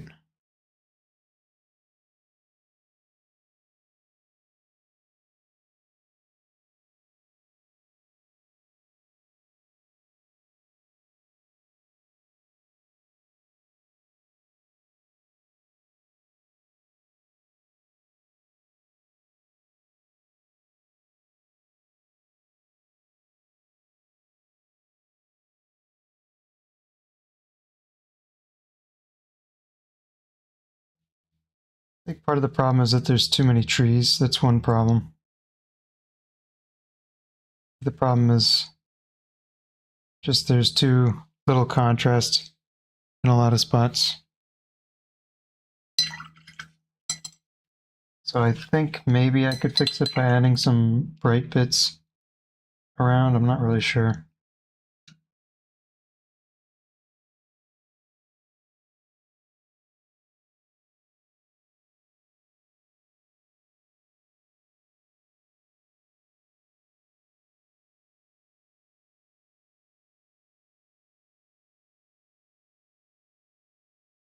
Maybe we'll try it.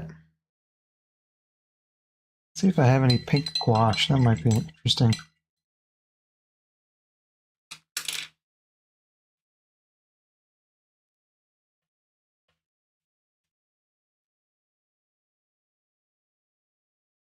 Okay, this is dry, so I think I'm going to try and close this one out so I can stop looking at it because it's ugly.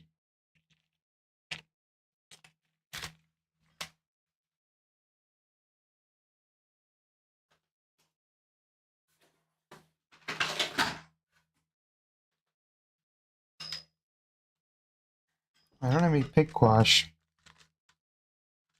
but I do have some blue. Oh, maybe we'll do some. I think I just want to add some pink areas. So I think what I'm going to do is just add some opaque white over here.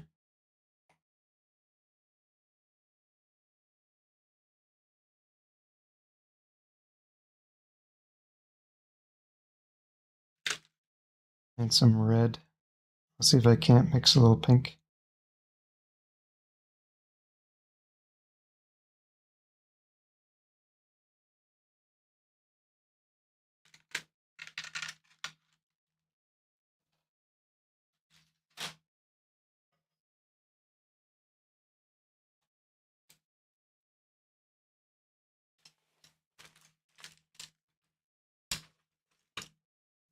Bust out my gouache brushes.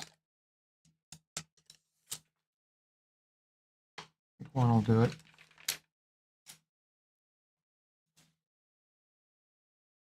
Where'd it go? Oh. Okay, so start with mostly white and add a touch of red in there.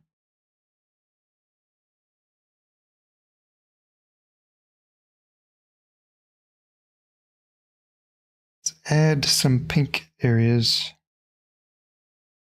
in here for some contrast. Okay, that's one.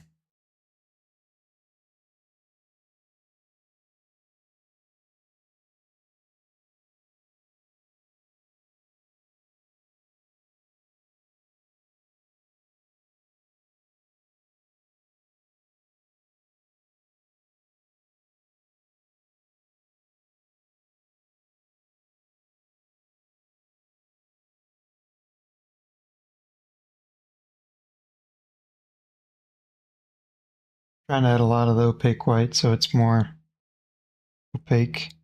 I'm just trying to touch it on there because the gouache kind of blends with the colors, seems like.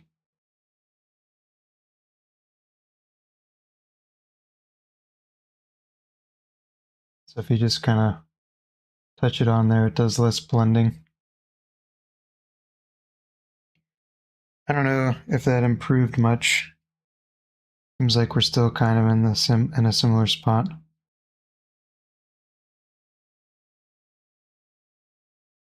Where things could do with a bit more contrast, but we tried it. Can't say I didn't.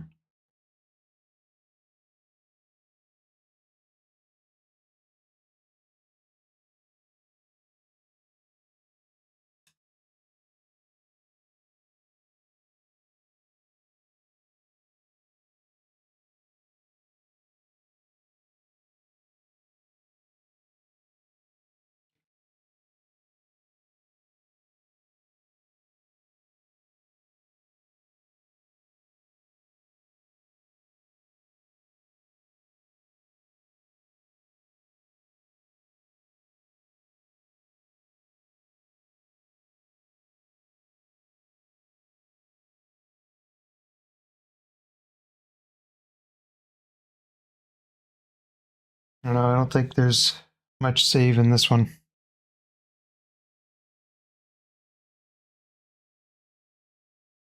Can add details all day, but I think it's just kind of ugly.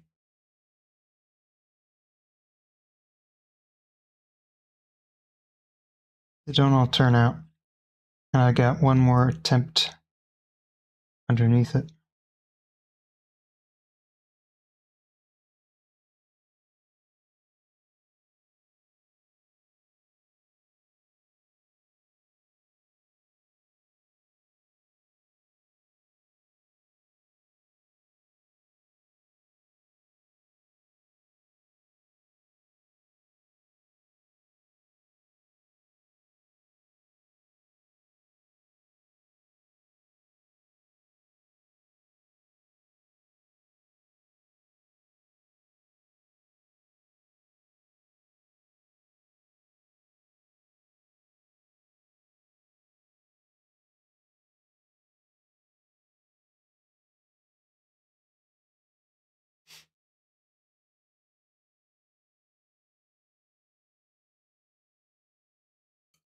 That gouache off of my brush. Probably going to need it for this other painting too, so I'll leave it out.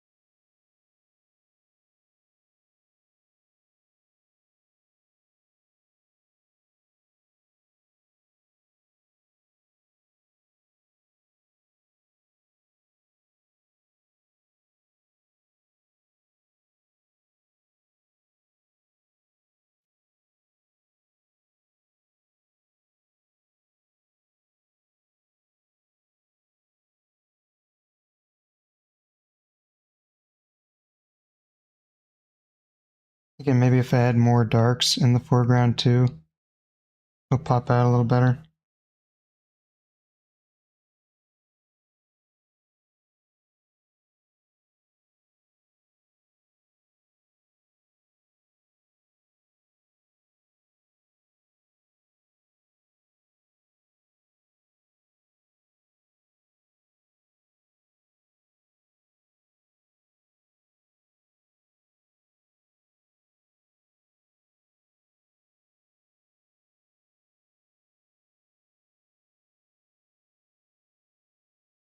I'm afraid this one is futile.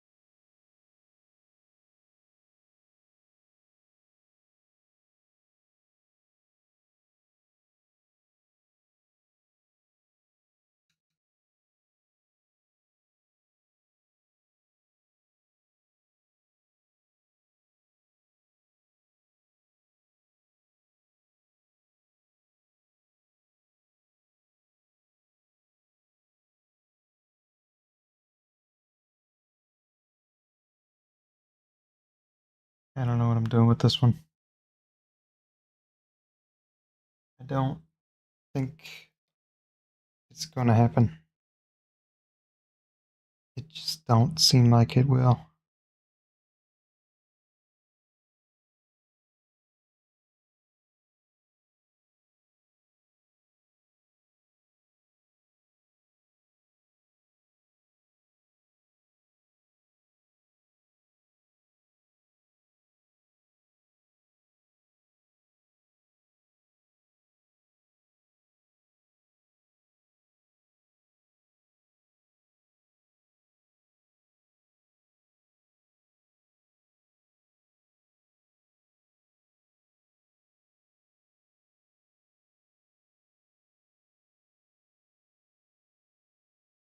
Just trying stuff now.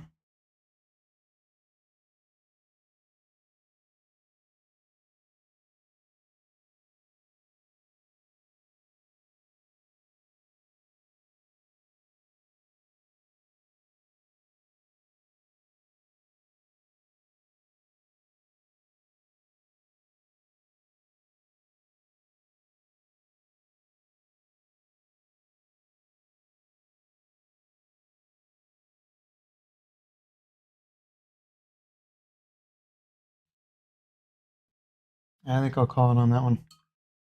It's the end of them.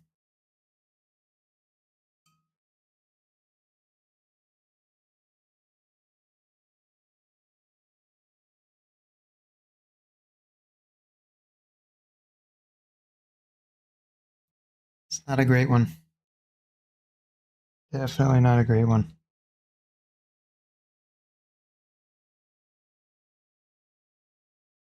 I mean, part of me wants to just throw a bunch of details in. It's a lot of work for painting that I really doubt is going to go anywhere, but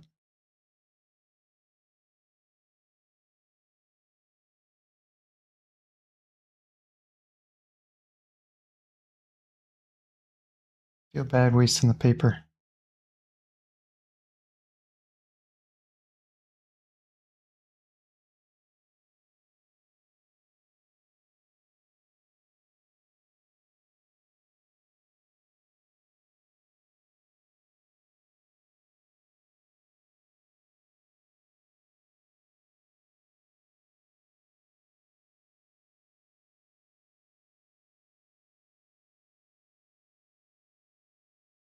Oof. It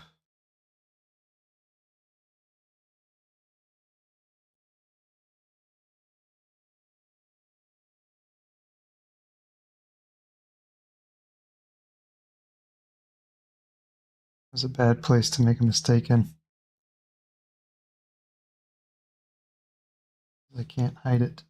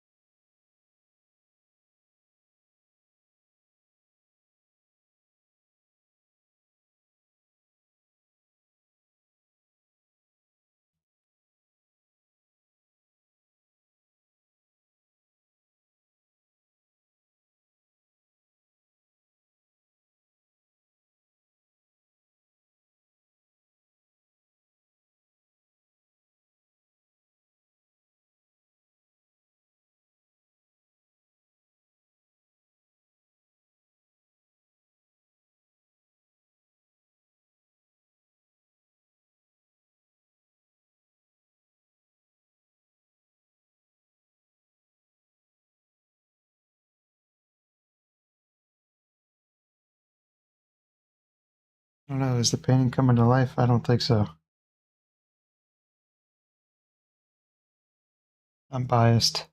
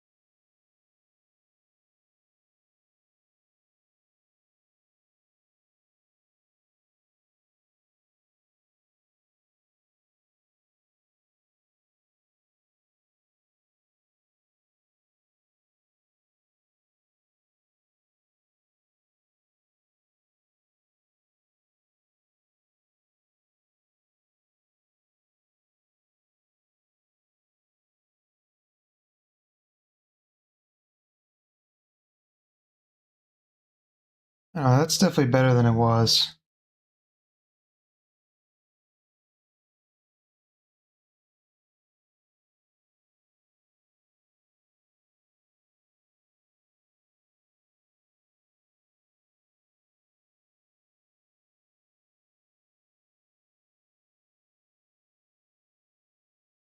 Still pretty questionable though.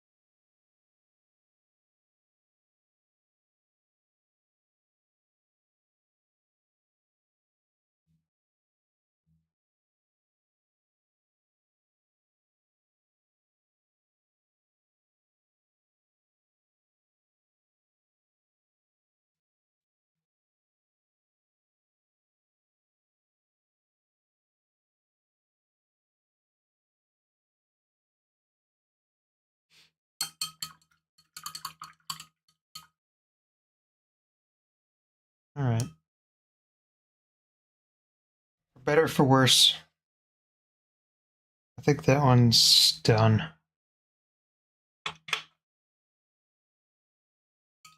Kind of for worse, if you ask me.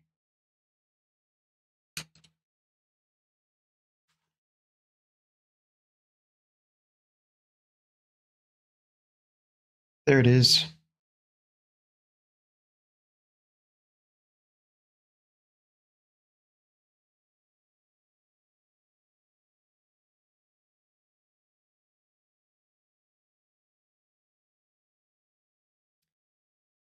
And away it goes to hide in the corner up there.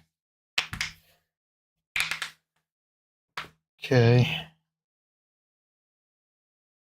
Sorry if that was annoying. Just cracked my knuckles. Didn't even think about it. Let me finish washing these brushes. I've just been sitting in the water for a while.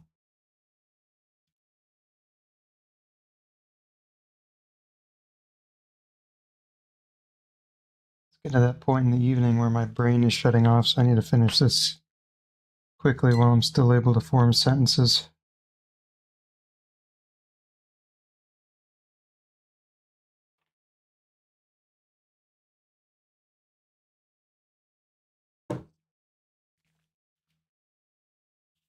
Okay. All right. So next on this guy, we got to do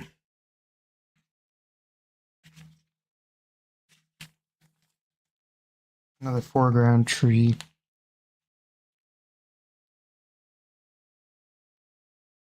So let's use probably this brush will do it.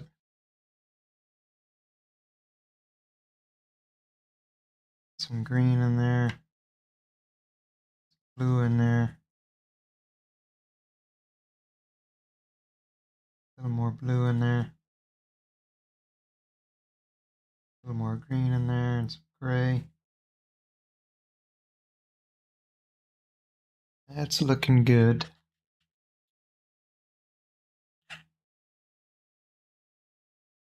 Okay, this one's going to start down in here.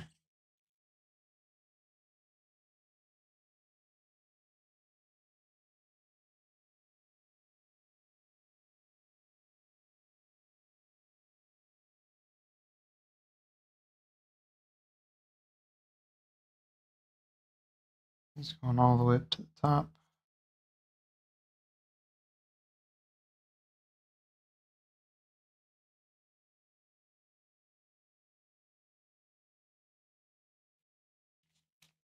And I'm going to take out the middle of them for some bright spots.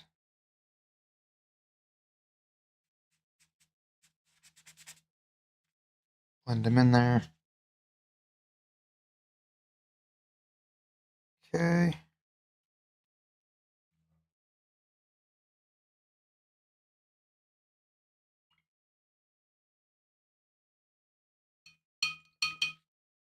My water is getting very dirty. It's inconvenient, but is what it is. So I'm going to get some dark colors on them.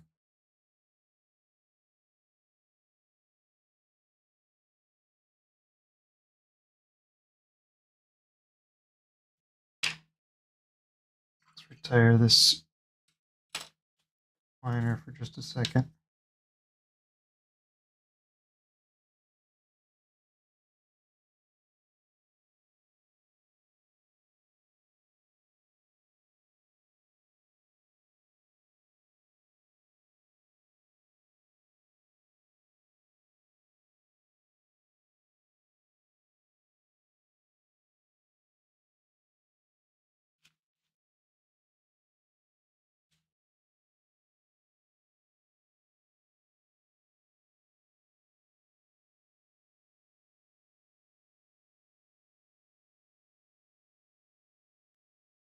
Okay.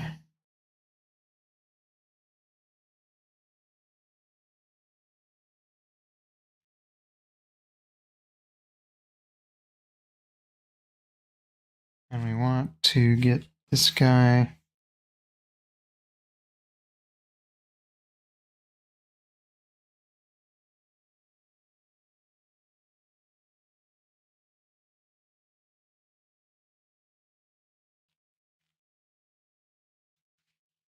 and get rid of the tumor he's got.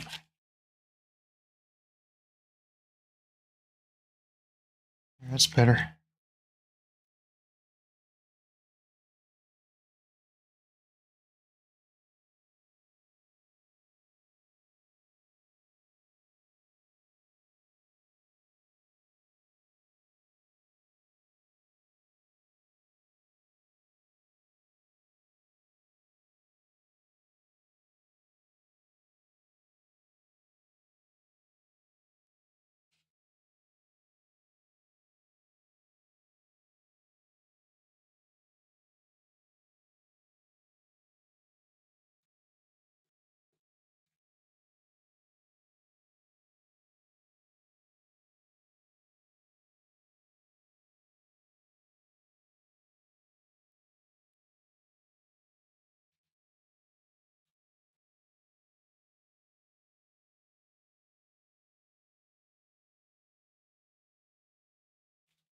Okay, we're getting places now.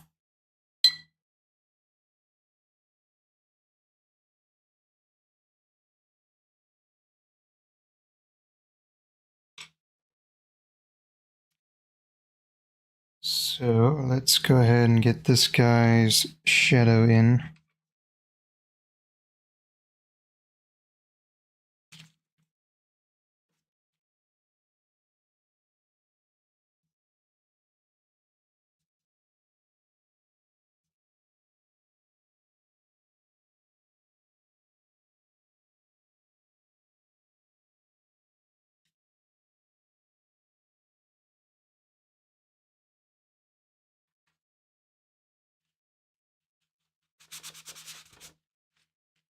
Need to darken this so that it looks like a shoreline.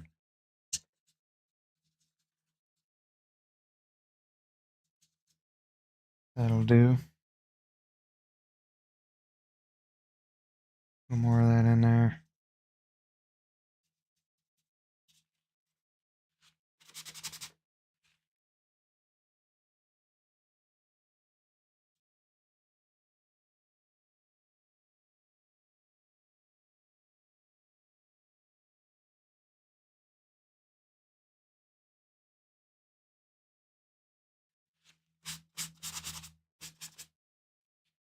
Just trying to get a little more depth in there.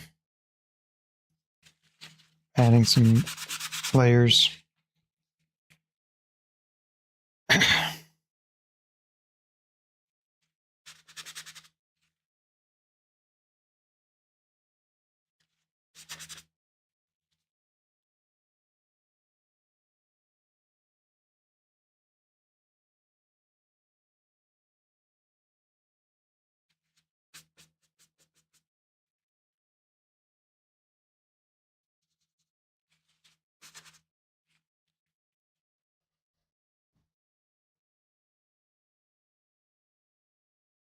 Okay.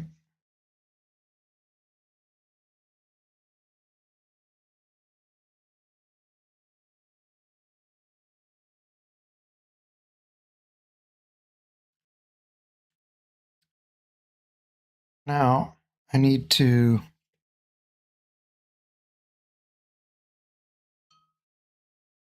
let's see if I can blend this together a little bit. Might be too late.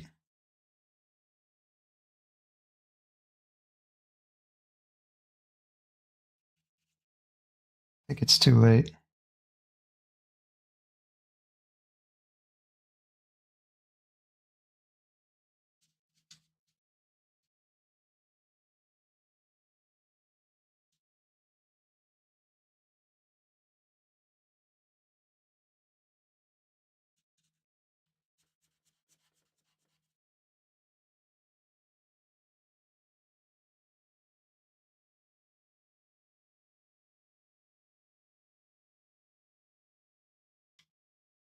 I guess that means I need to darken the shore.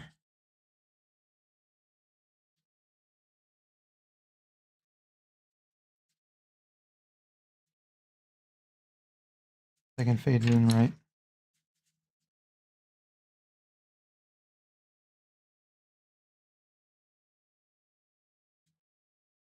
Don't really want all that texture in there, so I'm hoping I can get rid of some of that.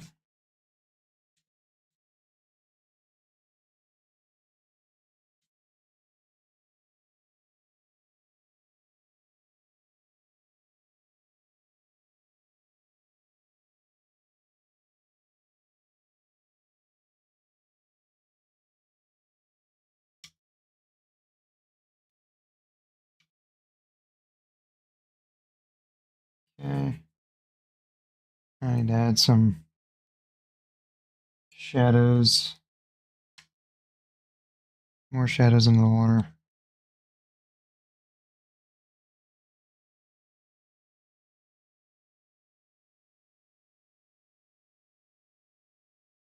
I feel like I kind of goofed that shadow a little bit. It's okay. I want to like connect these. Oh, that was too much paint.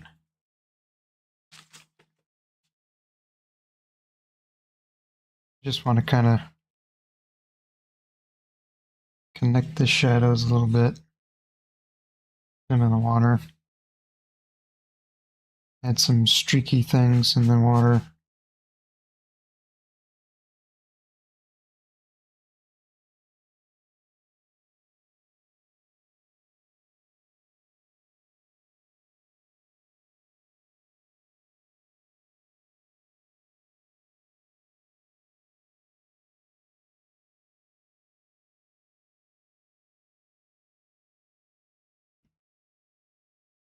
It's starting to look more like water now. That's good. It's getting a little worried. But all's well that ends well. Let's get some more.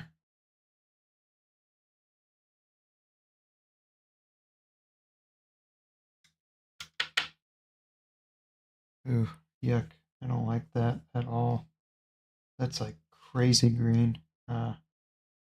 Just want to put that over there.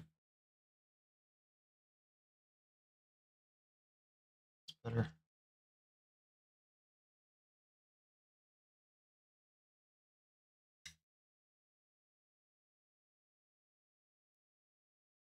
Okay.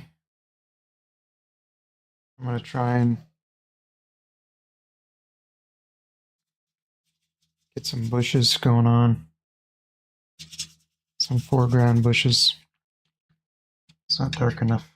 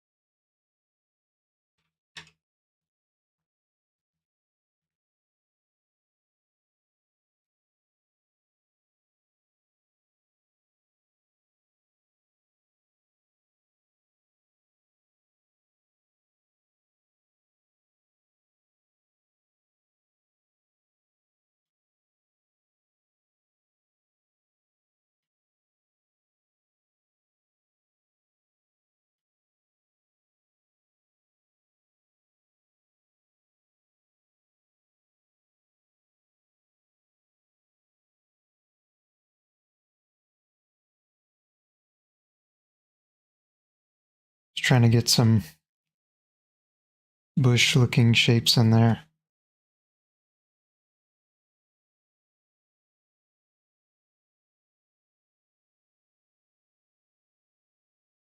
Doesn't have to be perfect.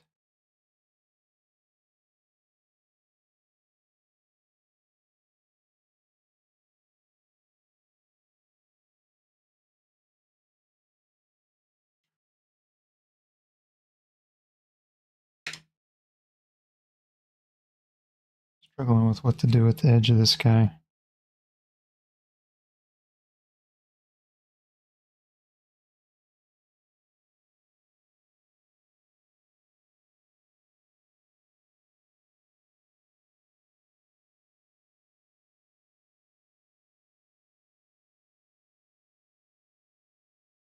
Okay.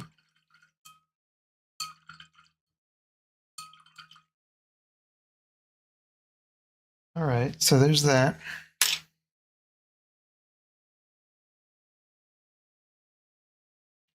So now I need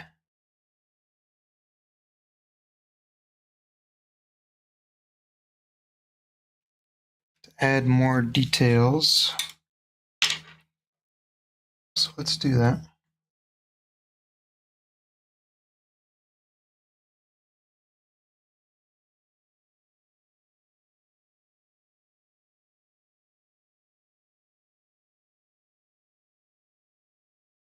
I think that's too dark a color, that black, so I need to lighten that up a little bit. So I'm going to add some other colors to it. Try to use more water.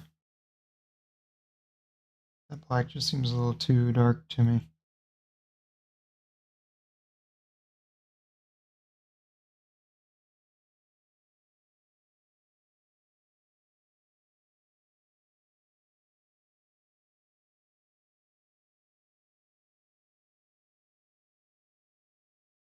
Okay.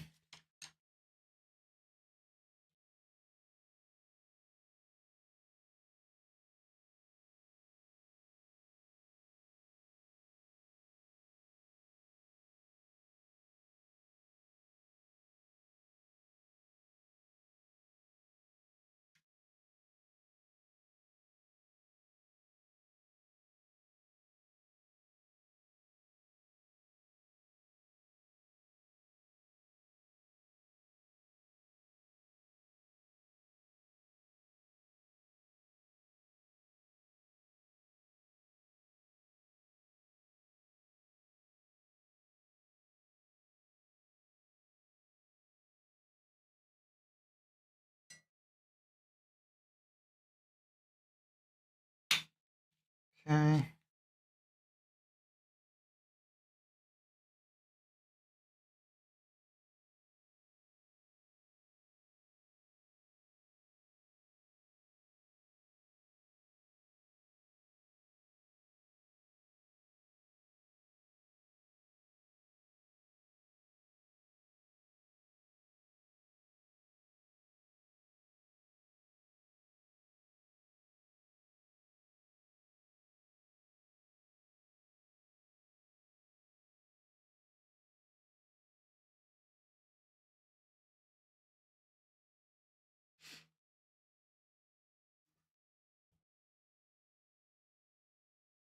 All right, I'm not too unhappy with this one quite yet.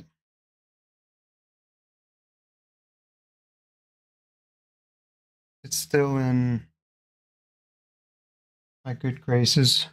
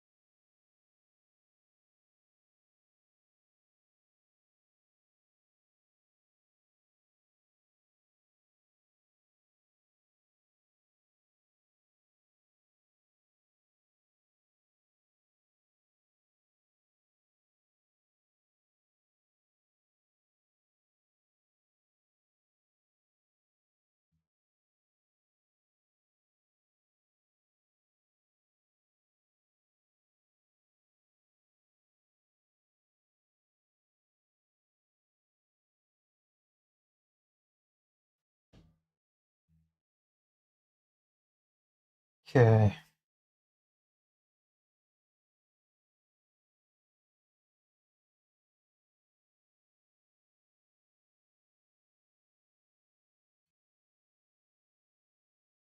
It's time for me to start making some decisions now.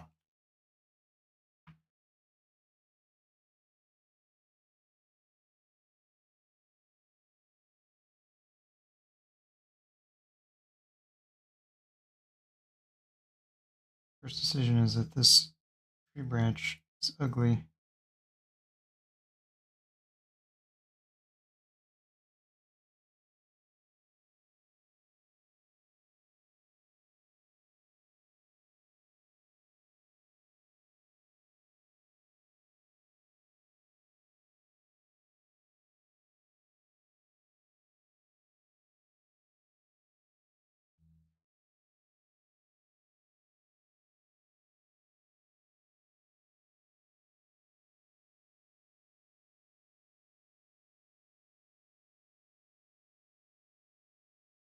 There, now it's hidden a little bit.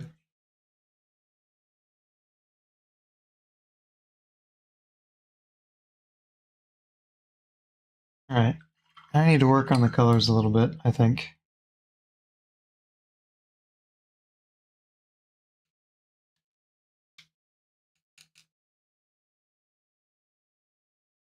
Ugh.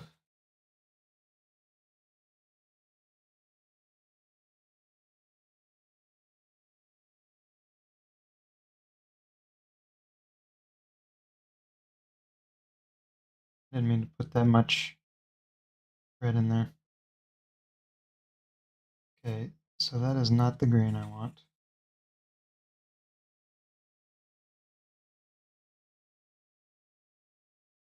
It's better. I want to add a lot of water to that. I just want to add some like tree shaped things back in here. And then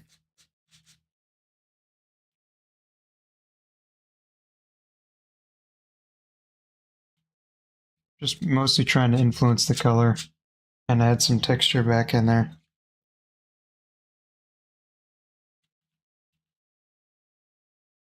Also throw in some twigs and stuff for good measure.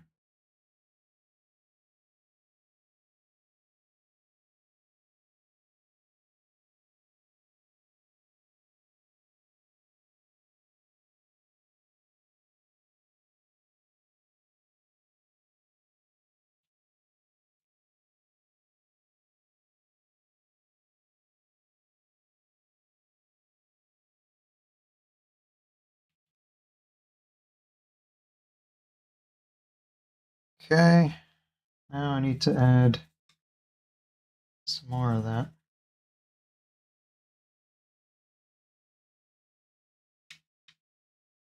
More of a browner green and a lot of water. I'll try to add some trees in here.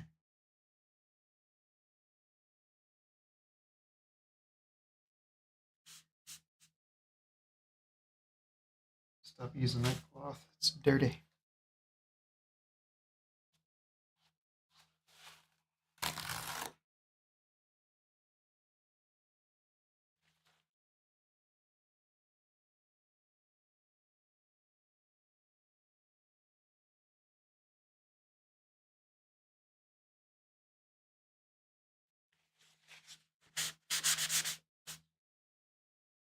I made a mistake there.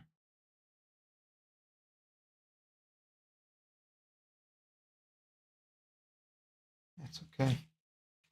All right. So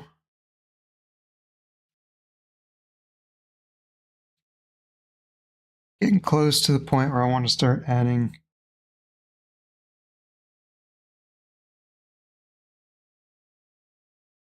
something with this light, because my idea was to have the light come through and then light this tree up, and then, you know, all kinds of other things, and have some light poking through, and hopefully that'll give the painting some finishedness. I need to add something in here. So let's do that now. I think some of this color will do it. Just need to add some pink and purpleness in here. It's too blue.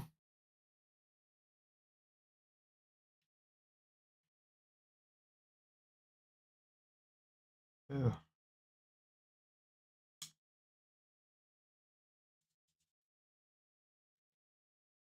Regretting this now. Hold on.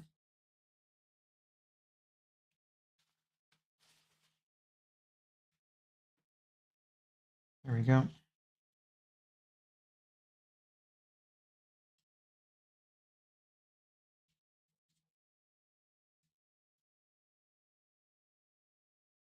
Okay.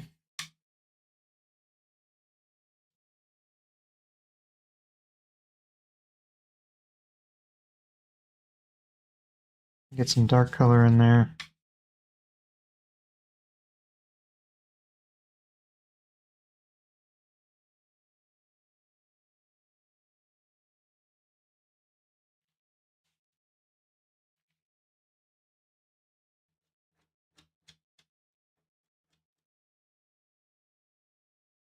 Scratch some twigs and stuff in it.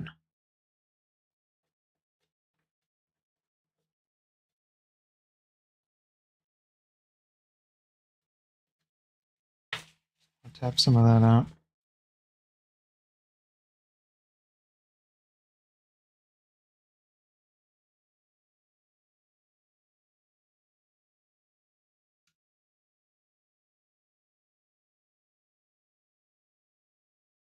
Add some grass in here.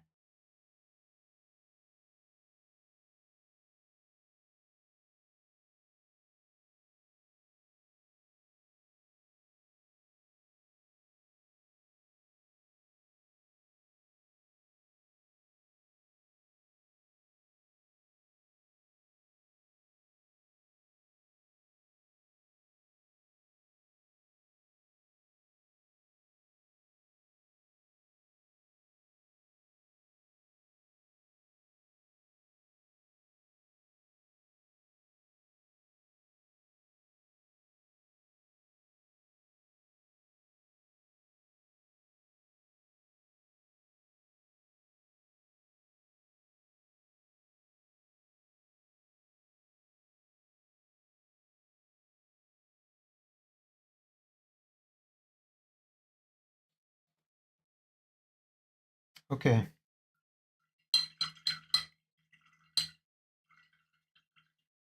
Now I need to figure out what to do. The bright part, which is the part I've been putting off until the end. Hopefully I don't wreck the painting. My first idea is to just add some gouache around.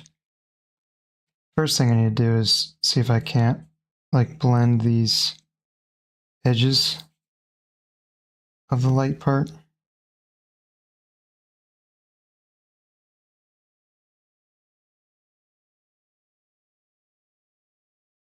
Right now it just looks like a hole.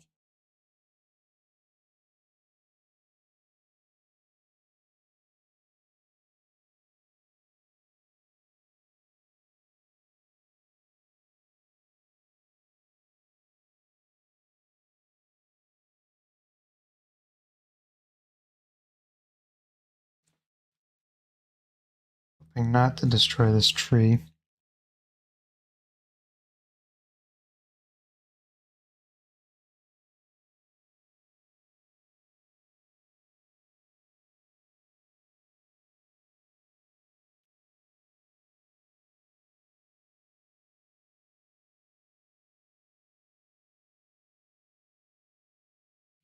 See if I can't do it with this.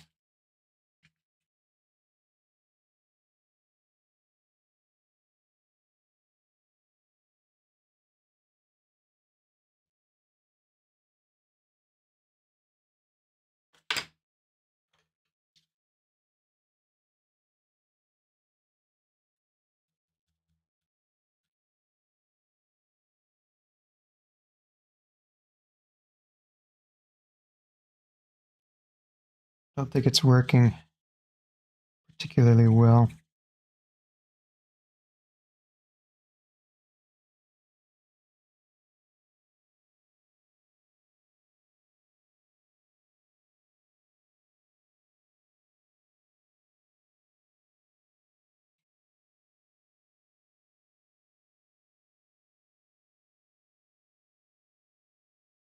Getting a nice wrist workout though.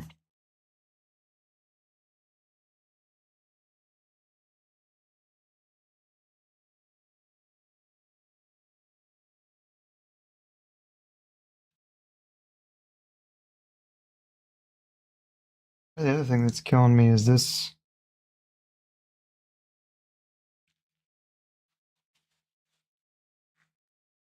I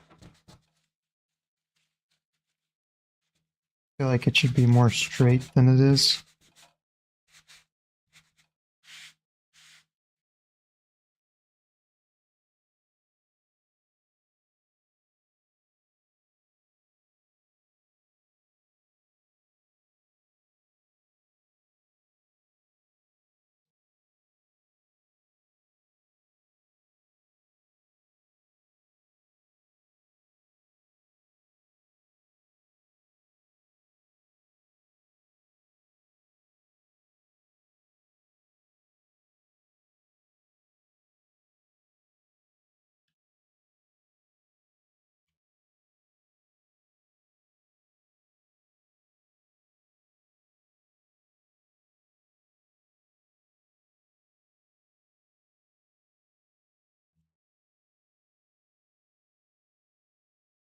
Okay, it's not too bad. Let's try carving it in now.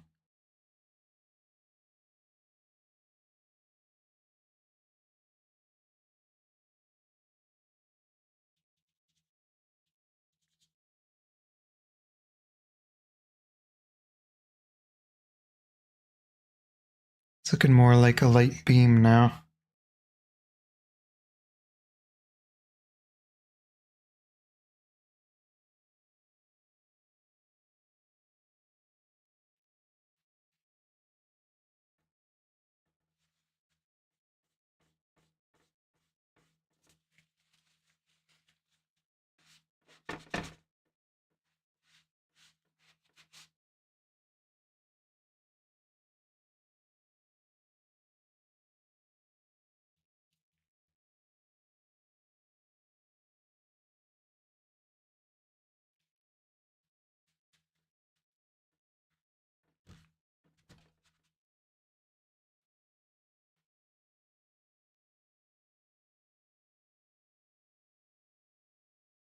Okay. Now I need to add some silhouetted trees in there.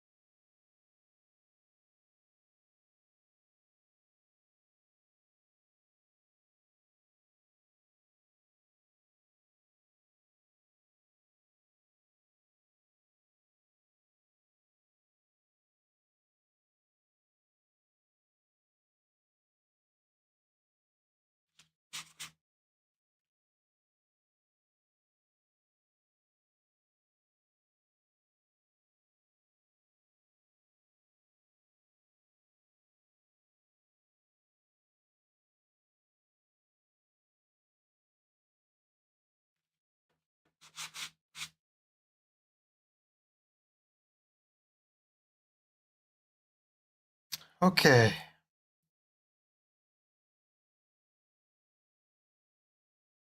You're at some place now.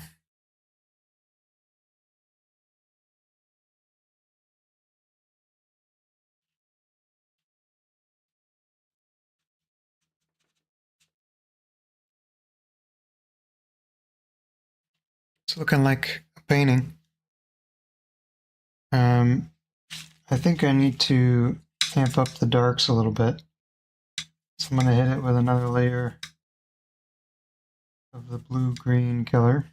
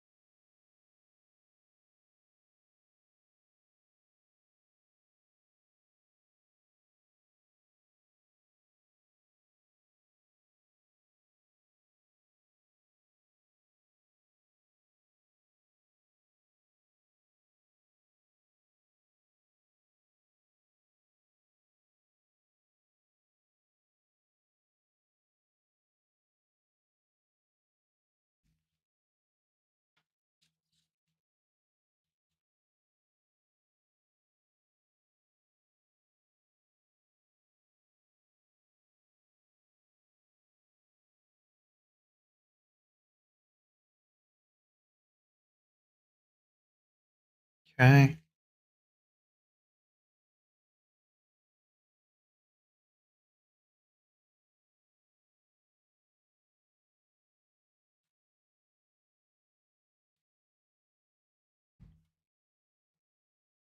Let's lift some more brights out of that tree.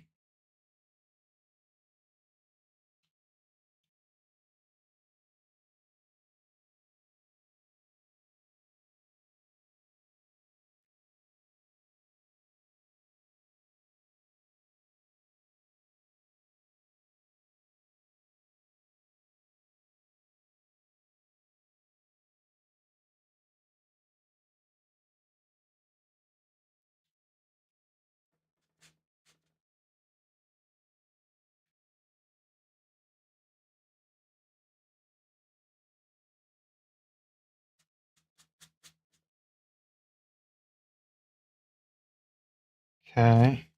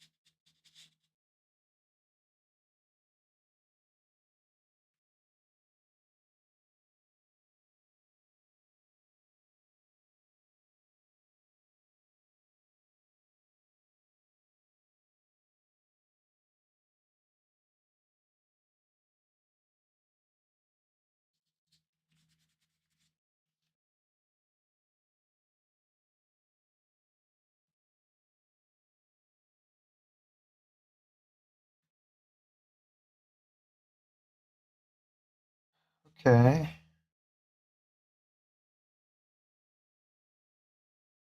I think it's time to add some brights in there. I think we're ready.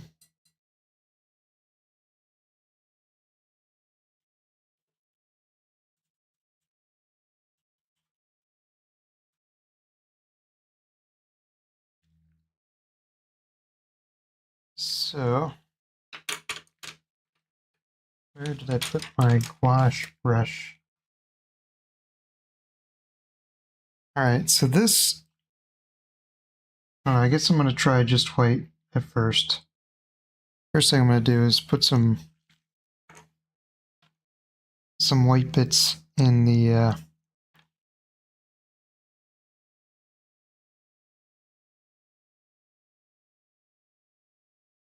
water.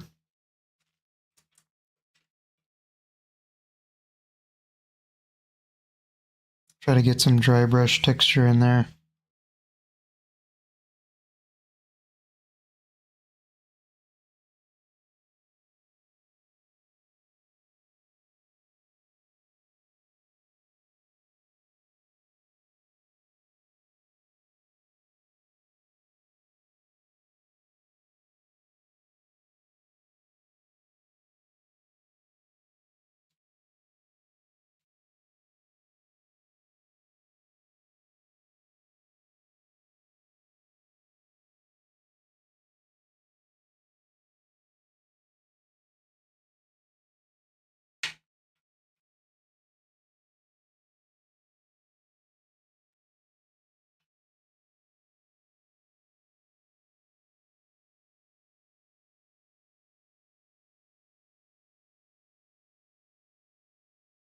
Try not to get too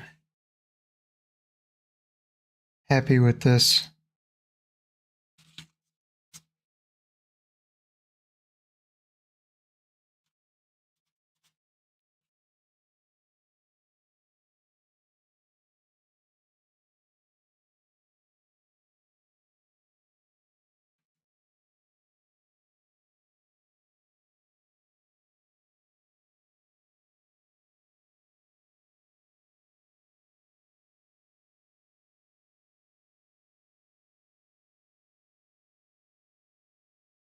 It's easy to overdo the little details at the end.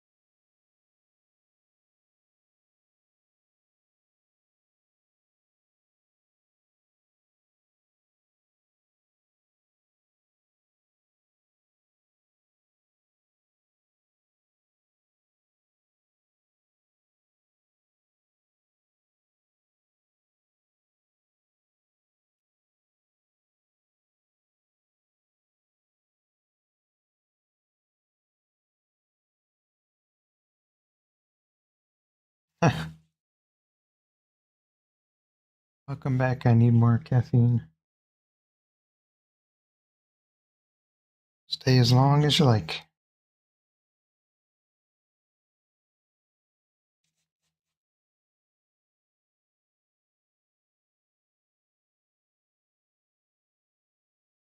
Oh, not bad, not bad. I had a good weekend. Went home to see my family. It's quite nice.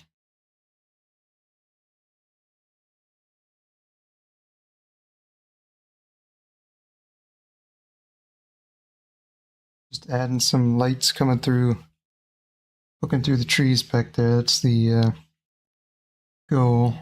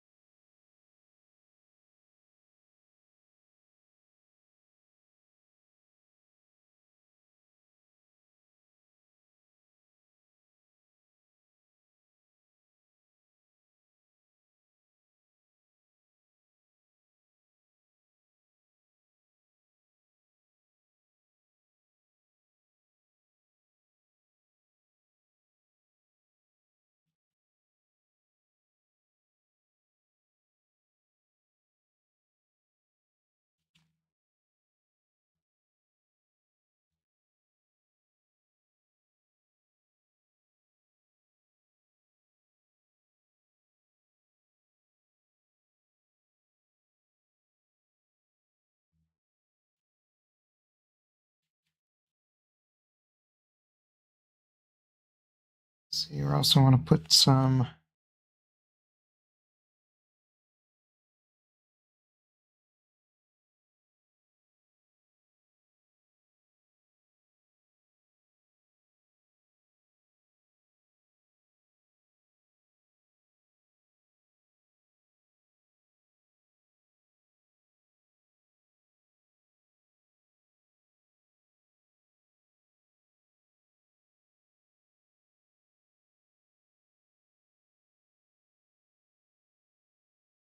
yeah, it was a good time.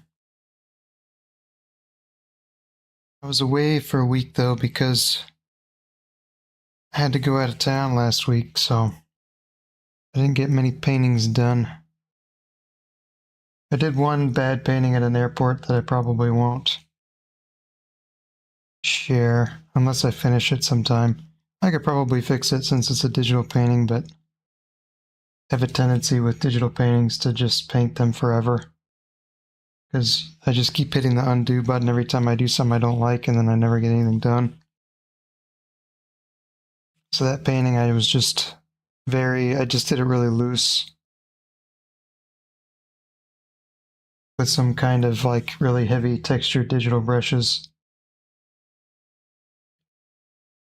And I'm sure that somebody would like it. It's not like god awful or anything, but it wasn't good enough that I felt the need to spend any more time on it.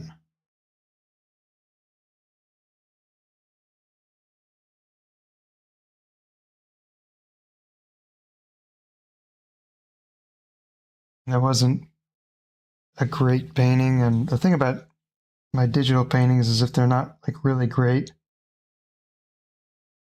I tend not to do anything about them because I like to have physical media. So if I were to, take the digital painting and print it, it would be probably $100 or depending on how big it is.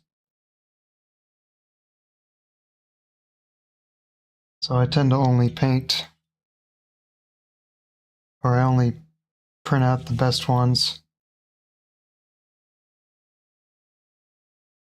That's the plan anyway. Right now I've been working on the same painting for my brother for, I think the last time I looked at the Procreate thing, it said I had 37 hours or something on the painting, which doesn't sound like a lot, but I mean, if you break that into 30 or, 3-hour sessions, it's a lot of sessions. But that painting is probably my best one in a long time, so I'm trying to take my time with it and make sure it's really good. And it's going in my brother's house, so I hope he'll like it.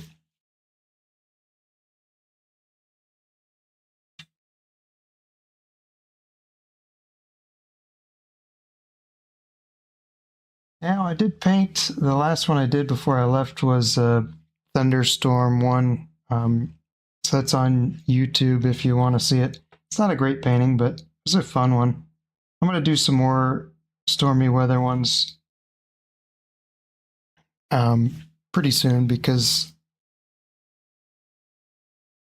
I like them. I like doing the sort of gloomy ones, and I need to do more difficult clouds.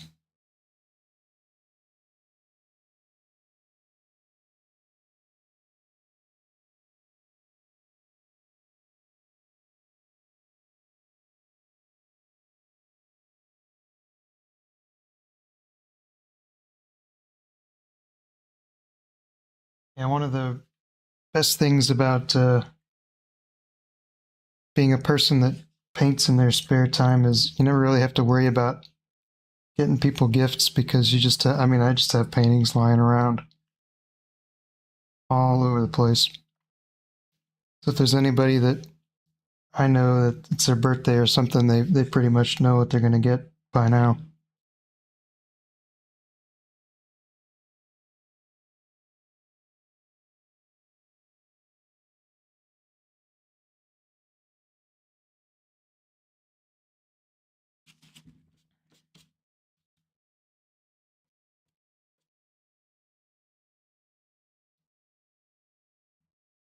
All right, we got some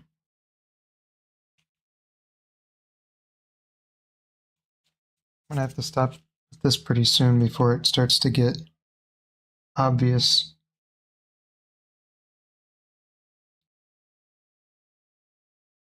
I was trying to think what else I want to do with this painting. I think I want to play around up here with that hole a little bit more.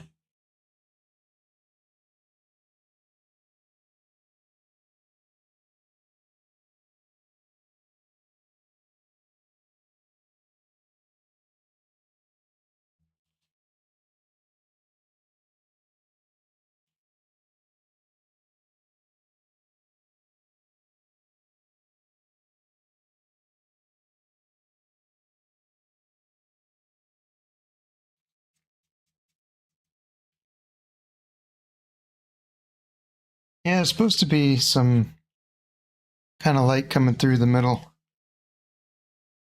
I think it looks a little bit like light, so I'm not unhappy with it.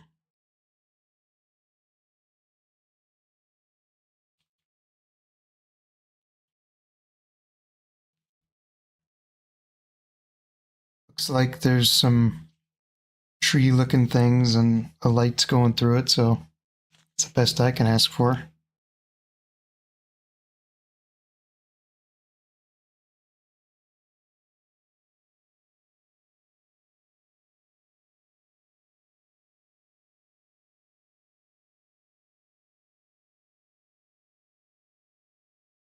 How do I decide the size? That's a good question. Usually it's whatever I pick up, but I try to do a lot of different sizes. Oh, well, yeah, based on the references is a good point too. In this case, the reference photo had nothing to do with it. I've deviated from the reference photo in scale quite a lot. But yeah, the thing about using a reference photo is you have to sort of, if you want to stick real close to the reference, you have to crop. The aspect ratio has to be the same, if that makes sense. So if it's a square, if the reference is a square, you have to paint on a square if you want to follow the reference exactly. In this case, it didn't matter because I wasn't following the reference that close. But if you wanted to do a really accurate sketch, one of the easiest ways to do that is to just take your reference photo and draw a grid on the reference photo and draw a grid on the piece of paper. And then basically all you have to do at that point is draw little tiny pictures inside of each one of the little grids that match the reference photo. So you're basically breaking it up into little manageable shapes. And that can help you paint really complicated things really accurately. And the more fine the grid is that you draw, easier it'll be for you to copy it. And I do that if I want to sketch something extremely accurately, but most of the time I don't like to draw that accurately. It's just, that's not what I find fun about painting. I like the colors and being able to just kind of do stuff on the fly and change things when I feel like it. I don't like to have to be constantly looking back and forth at my reference to make sure I'm getting it right. You know, the thing about painting is when I started, I was watching a lot of Bob Ross stuff, and one of the quotes he said that stuck with me was, "With success in painting comes success in life." I don't know why that one stuck with me, or not success in life, but success in a lot of things. But it seems like what I've learned, just like philosophically while painting, is you can kind of, it's about breaking it down into just manageable steps, because when you look at the finished product of a painting, it looks impossible. I mean, it just looks like you could never do it. But then when you break it down, the process is pretty simple for most paintings. I mean, once you get into like making masterpieces and stuff, it's a little bit more challenging, but just getting started, you just have to know a method and you just have to follow the method until you have a painting. That's why in all the descriptions to The painting videos I paint until there is a painting, because that is the process for me. You just paint one little thing at a time, and one little thing at a time, one little thing at a time. And, before you know it, you have a painting. And so that's kind of the reason why I started this channel too, is to show the whole thing. I'm not cutting it. I'm not like pointing to it and doing a quick cut and be like, there's a tree, and then there's a tree, and then there's a tree. You see the whole thing. And so when you see the thumbnail, you get, what you're expecting. And maybe if I get a little bit more support and I get more viewers, I'll start doing more tutorial type stuff. And the only reason I don't do that right now is because I don't have time. I most of the time when I'm doing these paintings, these are the paintings that I would do if it was just me by myself. So it's just kind of convenient for me to sort of kill two birds with one stone and show people the process while I'm actually doing the paintings. And if I were to set up like a scripted tutorial, that would require me to actually think about it and set up, things that I think would be easy to paint. See, do you follow the reference or just look at it generally and let your mind go? It depends on how good the reference is. If I really, really like a reference, I'm going to follow it like as close as I can. It also depends what painting, what medium I'm using too. Because when I do watercolor paintings, a lot of times it's a lot looser and I just kind of do whatever, because I'm not good enough at watercolor to even control what's happening. So if something weird happens, for the most part, I've just got to deal with it, because I'm not a skilled enough painter to fix the mistakes or plan things out well enough so that I'm going to avoid the mistakes. So for a lot of cases, it's just me kind of looking at the reference as a general, like I'm looking at the colors and the shapes and going kind of off of that. But I mean, when you're painting, there's only really two things you have to worry about. I mean, some people just paint from life, or they paint and just use the reference, and they use the reference as the composition. But I mean, when you're using a reference photo, you can use it for a lot of different things. I mean, it doesn't have to be you copy the composition. It could be just you copy the colors, or you copy something specific.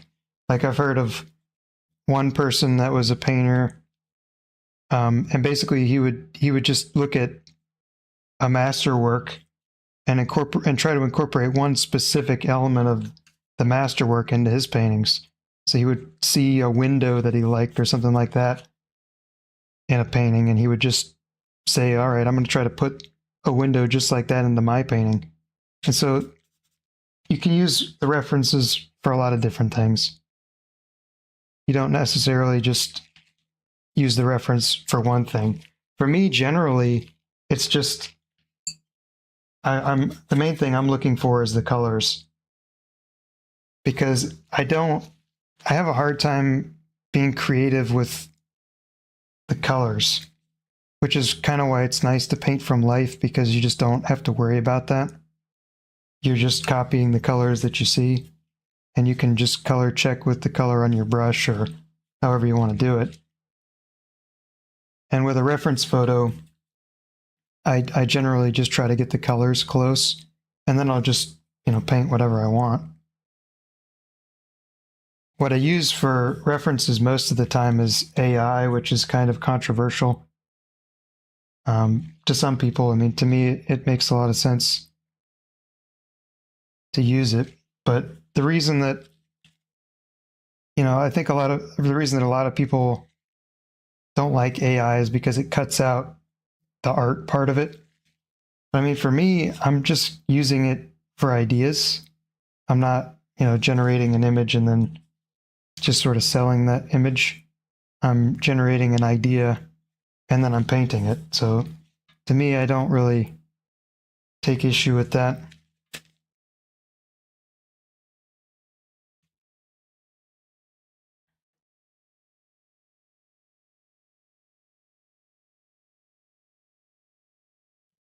I mean, I don't know if it's possible to do impressionist painting without a reference, just by like the definition of what impressionism is. You're capturing the impression of something that you see.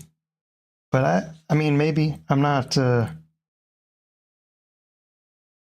expert in art theory or whatever field you have to be an expert in to understand the definitions of things. But for me,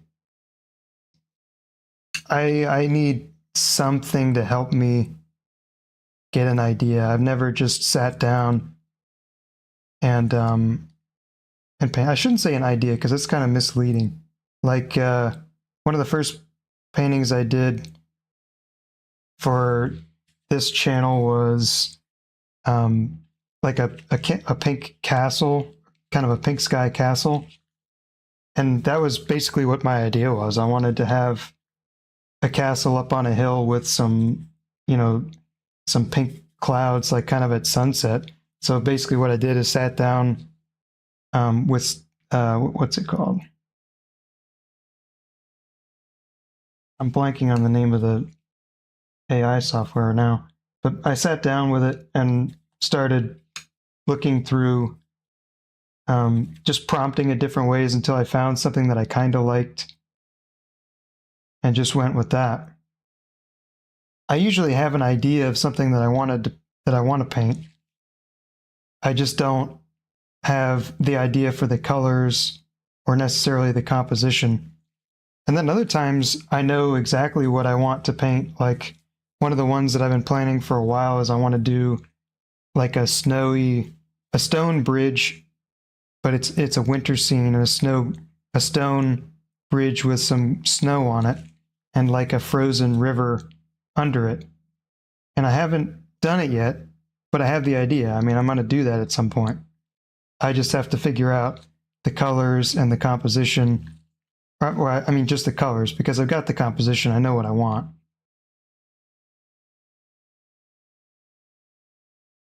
And a lot of people do it a lot of different ways. I mean, one of the reasons that I'm trying to get out more and do more plein air painting is just so that I can get more natural looking compositions.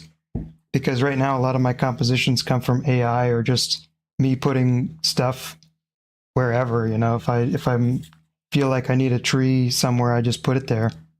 But I mean, if you want a more natural looking composition, the best thing to do for a landscape painting is just go outside and either take pictures or do little studies or do little sketches and just find stuff that catches your eye.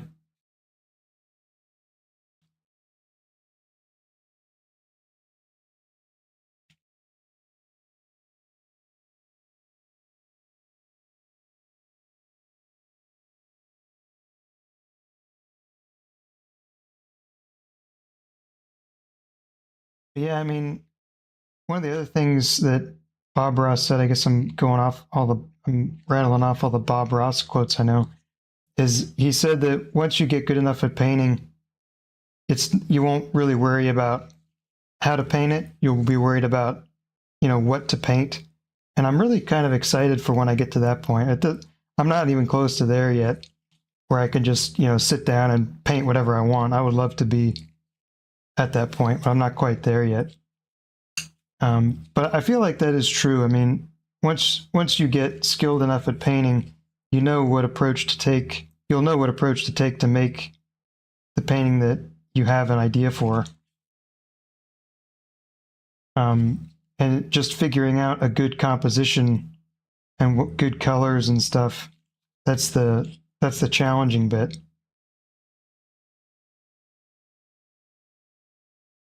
What's the tool at the top? You're talking about this thing?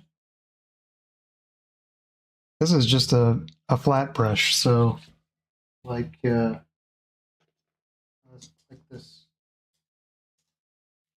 These two are the same thing.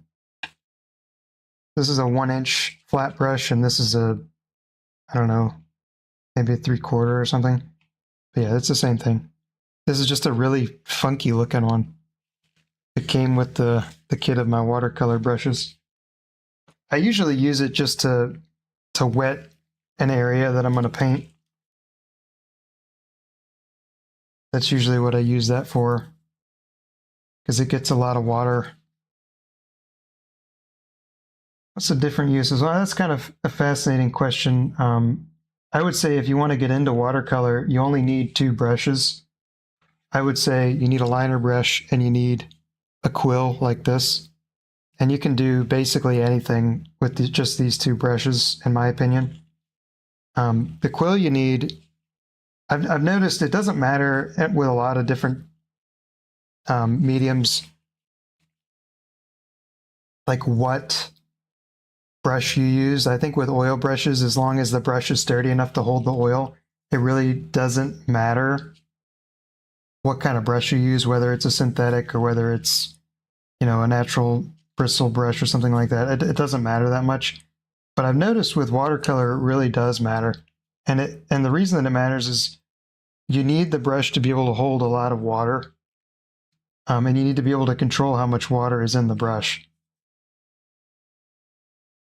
And the reason I say that you need a liner brush is because just trying to get details with this big brush is a little bit too difficult.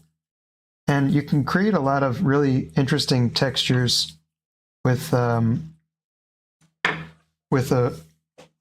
liner brush. So let me try to show you on this not very good painting I did a second ago. So if I wanted to, say, put like bark on a tree, what I can do is kind of get some sort of dry paint and then drag the liner brush where I want the bark to appear. And it'll kind of like add some of that. Let me try to put some of that on a tree where you can actually see it. So like maybe that tree, put a little bit in there. See that?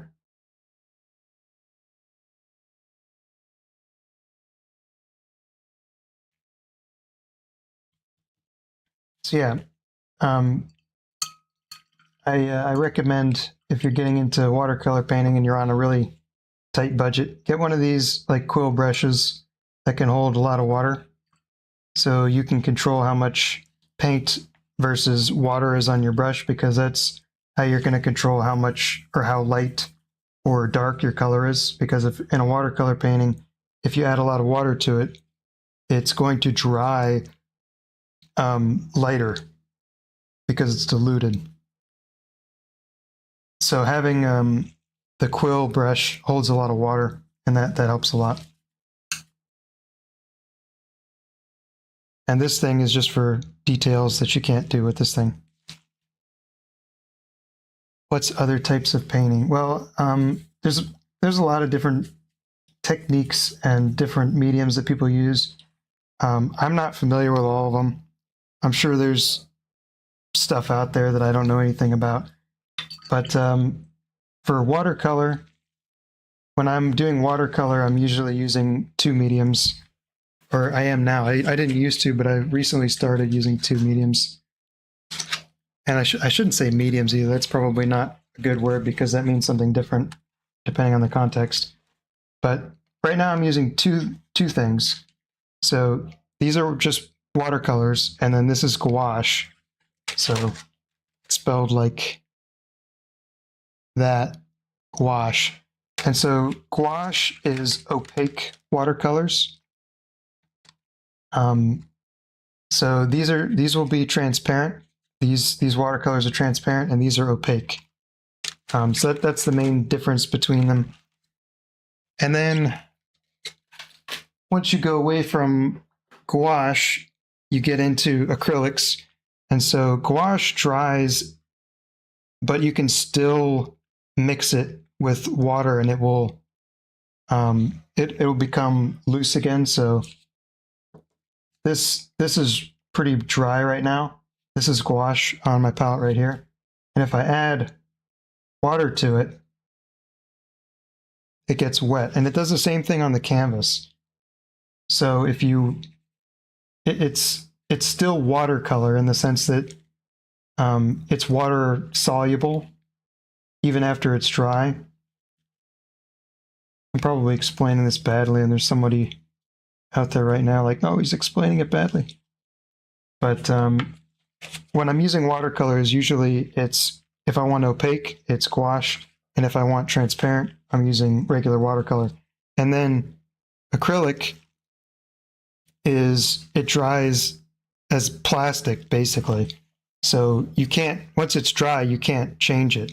And acrylic dries very fast. So acrylic is kind of like an intermediate between watercolor and oil, where oil you can work for basically as long as you want. I mean, it takes up to 6 weeks or 6 months, I'm sorry, for an oil painting to dry. But an acrylic painting, it dries depending on how thin a layer you put down. It'll be dry instantly, basically. So acrylic is different in that respect. So if you want to see me do some acrylic paintings, I've done some of those. I've done some oil paintings. I've done some watercolor paintings. So if you're interested, you can go back and look at the YouTube videos, and I try to explain a little bit, and you could probably pick up on the differences. But then the other thing the last one is oil painting that I do. And I've used traditional oils before, but I've transitioned into water mixable oils, which basically just means that you don't need to use paint thinner to clean your materials. Water mixable oil is water soluble oil paint. So the difference between oil and acrylic basically is the working time.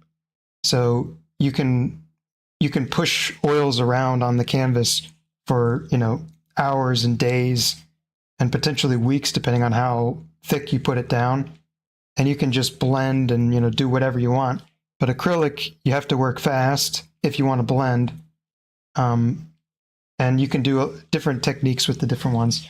And so mediums are another topic. One that I don't know all that much about, but I can give you an example. So this here is water mixable. Focus you. Camera. I don't know if you can read that or not. It says water mixable color medium. So this is a painting medium. So what this one does is it improves flow and increases gloss. And basically this is an additive that you can add to your paint to change the properties a little bit. Usually people will work with different mediums to do different things. So I've seen people that use like 3 different mediums, one that's like very thick and one that's very thin. And there's different, with oil painting, there's kind of some science that goes behind it. So some people will say that you have to paint, I think it's fat over lean is the rule, I want to say, or maybe it's, it's fat over lean. So you start your painting with not a lot of oil, and then as you build up layers, you increase the oil concentration. So if you want your painting to survive for a long time, and you put the bottom layer as a very thick oil, and then the top layer as a very thin oil, so more pigment to less oil, your painting will crack because the bottom layer is still drying while the top layer has already dried. So the bottom layer is still moving while the top layer has already dried. So it'll cause your painting to crack over time. So there's some kind of sciencey stuff that if you're an amateur like me, you don't have to worry about it because, I don't really care. My paintings are probably not going to outlive me, I imagine. But if I ever become a very good painter, then I'm going to start abiding by that rule more closely. But I mean, for the most part, I don't even worry about that because when I'm doing oil paints, I don't like to layer oil paints anyway. I usually do alla prima, which is in one sitting. That means you do the whole painting in one sitting or maybe two sittings. So that was a lot of knowledge I just dumped on you. But medium is kind of a scary word to me because these are different mediums. Acrylic is a medium and water mixable oil is a medium. But when you're talking, when you're in a painting context, that's kind of misleading because you might be talking about additives you can add to your paintings. So there's also mediums for acrylic. You can have, I guess I can do an acrylic breakdown now too. Let's see if I have any. So I have this, and this is, so these are different kinds of acrylics. These are golden open acrylics, and these are basically like I shouldn't say baby oils, but they sort of act like oil paint where they stay dry for days. And I have a demo where I used those too. And this is thinner, so this dilutes the paint and makes it flow easier.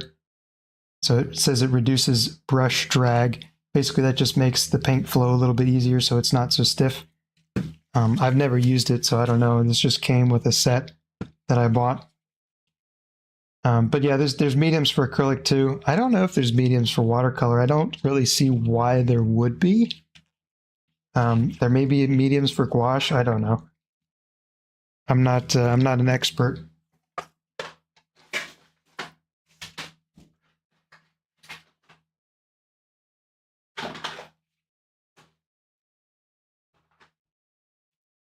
But yeah, I just recently picked up watercolor, maybe only a couple of months ago. I think my first watercolor painting was not that long ago. It was fat over lean, more oil as you go on. Yeah, so when you do an oil painting, a lot of people will tint the canvas. So basically what that means is you add some thinner to your oils, some paint thinner to your oils on your bottom layer. And so that way, number one, it'll dry faster. And you can use mediums to do this too, like a fast drying medium.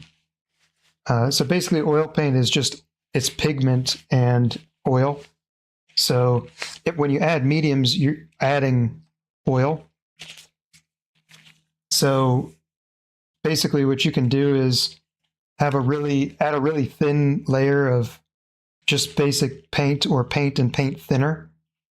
And that'll be your bottom layer. And then you'll kind of add oil as you go.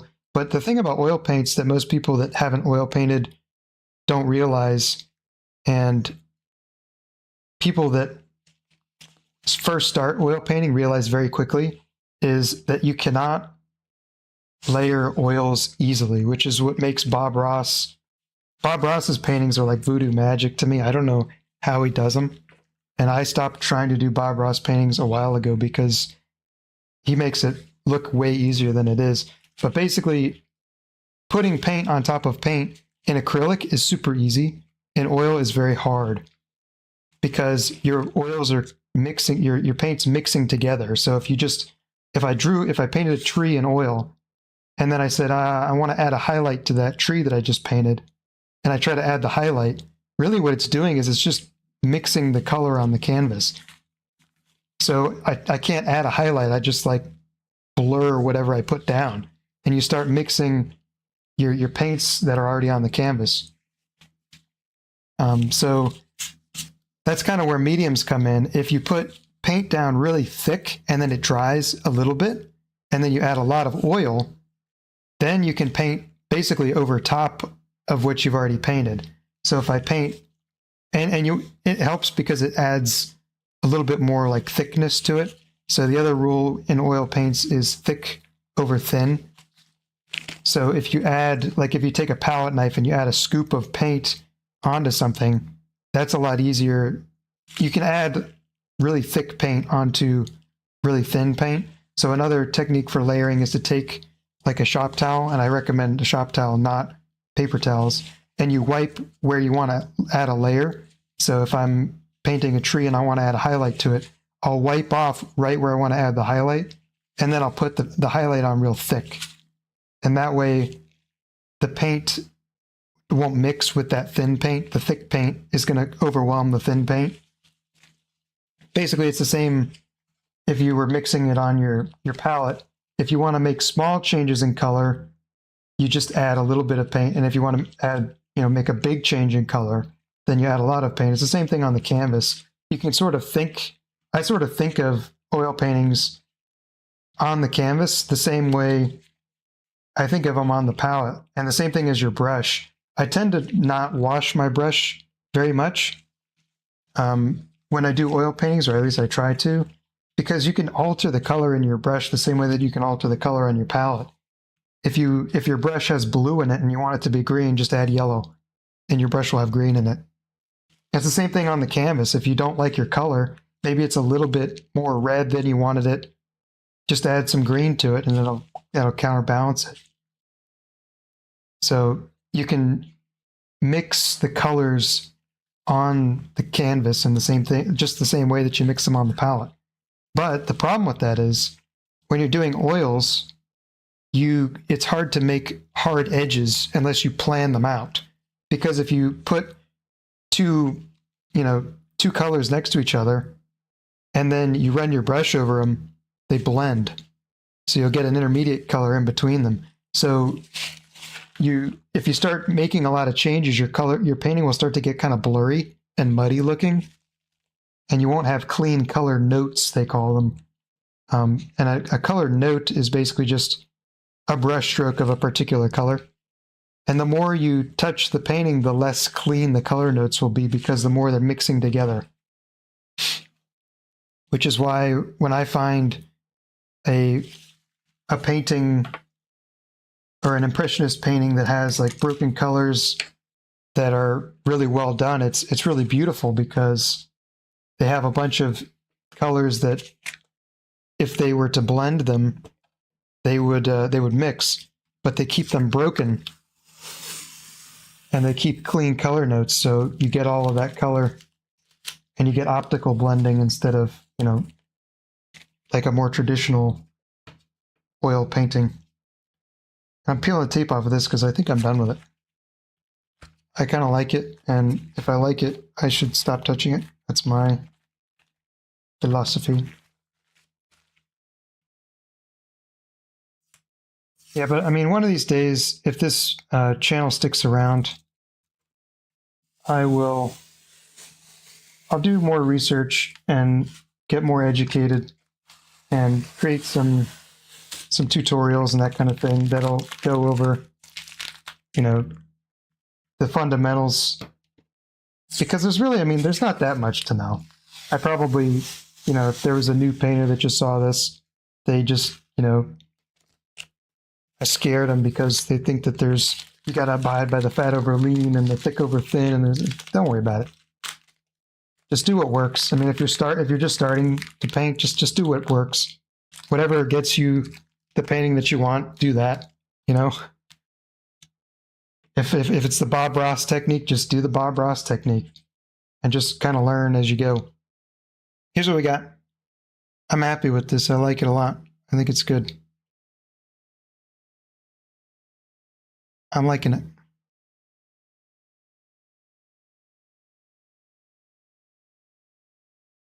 This bush down here, I think, is the worst part, but I think for the most part, this one turned out okay, which is good, because I needed at least one of these to turn out okay, and I'm not super happy with this one, despite what I need more caffeine says. I think this one could have come out a lot better.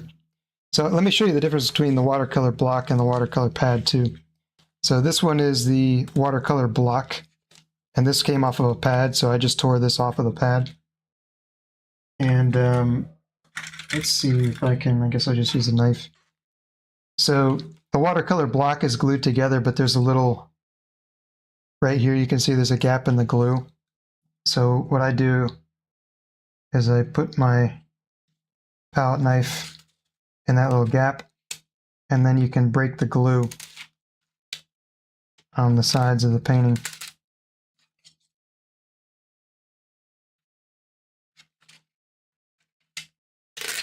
And then bingo bongo, you got a painting.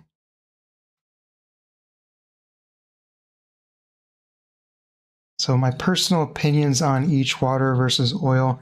So there's the reason I have different mediums that I use. There we go again, using mediums.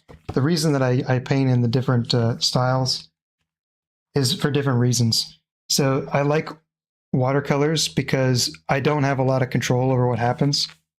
Or I shouldn't say that. You do have a lot of control over what happens, but a lot of things happen automatically in watercolors. A lot of mixing will happen, and a lot of kind of interesting things will happen without you necessarily having to do it automatically. Like right here, earlier on in this painting, all of these I added at the same time. So this whole tree, I went from this like dark blue green color into this kind of yellow green and into this like burnt sienna color. And they just sort of mixed on their own and added all kinds of texture. And I didn't have to do anything. But the problem is, if you want to get a really precise looking painting, watercolor is tough because, number one, it's backwards. So if you want light areas in your painting, you have to put them in first, because you can't paint light and you can't paint white on top of dark using only watercolor. So basically, the technique for watercolor is you paint from light to dark. So you put your darks in last. You put your lights in first and your darks in last. So that's why in this background is kind of the lightest color. And then the trees are darker than it so that the trees stand out. But the thing is, when you paint oil paintings, I do the opposite. I paint dark first and then light last, because usually you can paint like dark outlines of shapes and then add the highlights on, and that's all you have to do. And if we're going to be talking about all these different mediums, I need to get examples. So let me get some, I'm going to come back in like a minute and I'll get some paintings so I can show you what the differences are.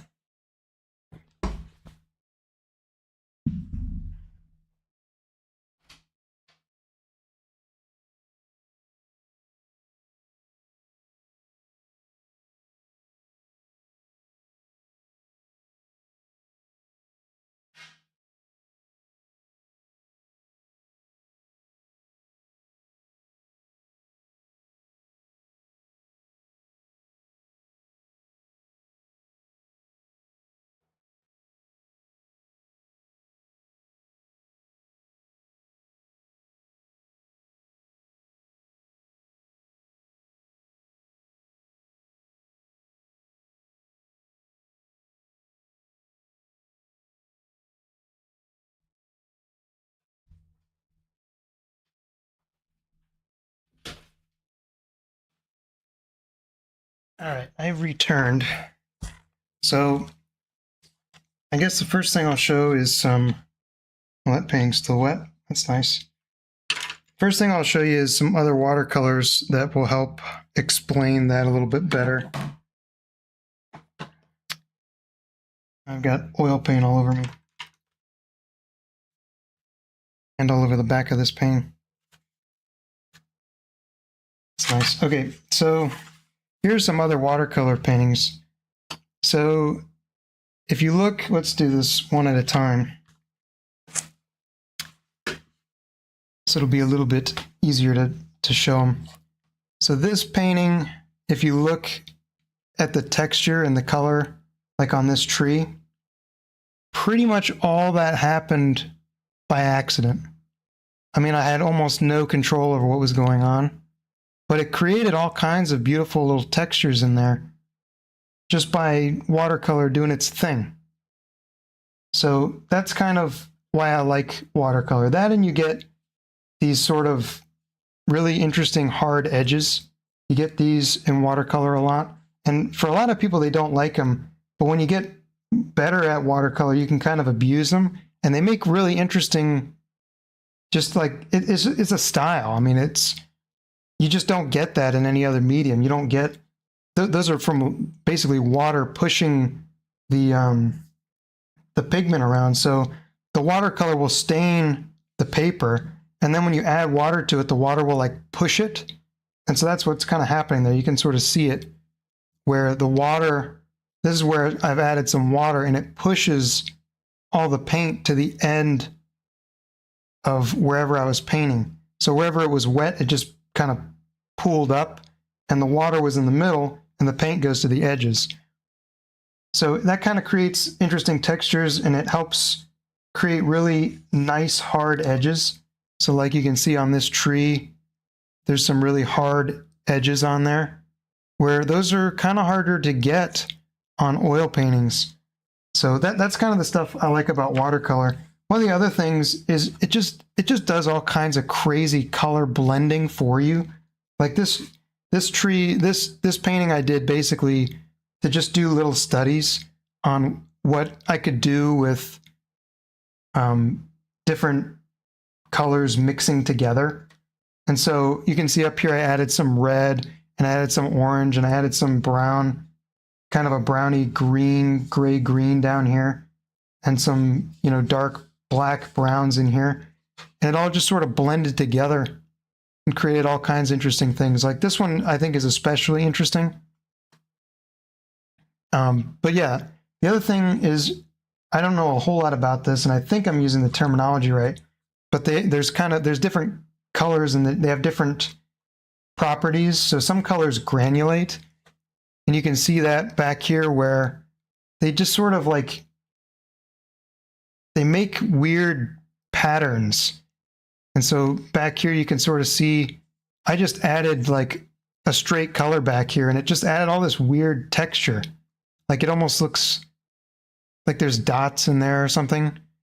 And part of that comes from the paper, and the other part of that comes from the colors granulating. You can kind of see it here too. It's not, when you add a color, it's not a flat color. It kind of changes a little bit depending on where it stains the paper and how much it granulates. Like some parts will be darker, some parts will be a little bit lighter. And in watercolor, that sort of happens automatically. And then gouache is like in, well, I did it in this painting, and I also did it in this painting. I added this white with gouache. White papers over canvas. Because canvas, the paper that you paint on in watercolor matters a lot. And I actually went over that at the beginning of this, so it'll be kind of double in this video. But when you're buying watercolor paper, I recommend you get 100% cotton, because the cotton seems to absorb the water uniformly. So if you add a spot of color, it's very controllable. And the other thing is you can pull it out. So it absorbs the water and the color, but then if you take a paper towel and you dab it out, it'll actually pull the color out of the paper.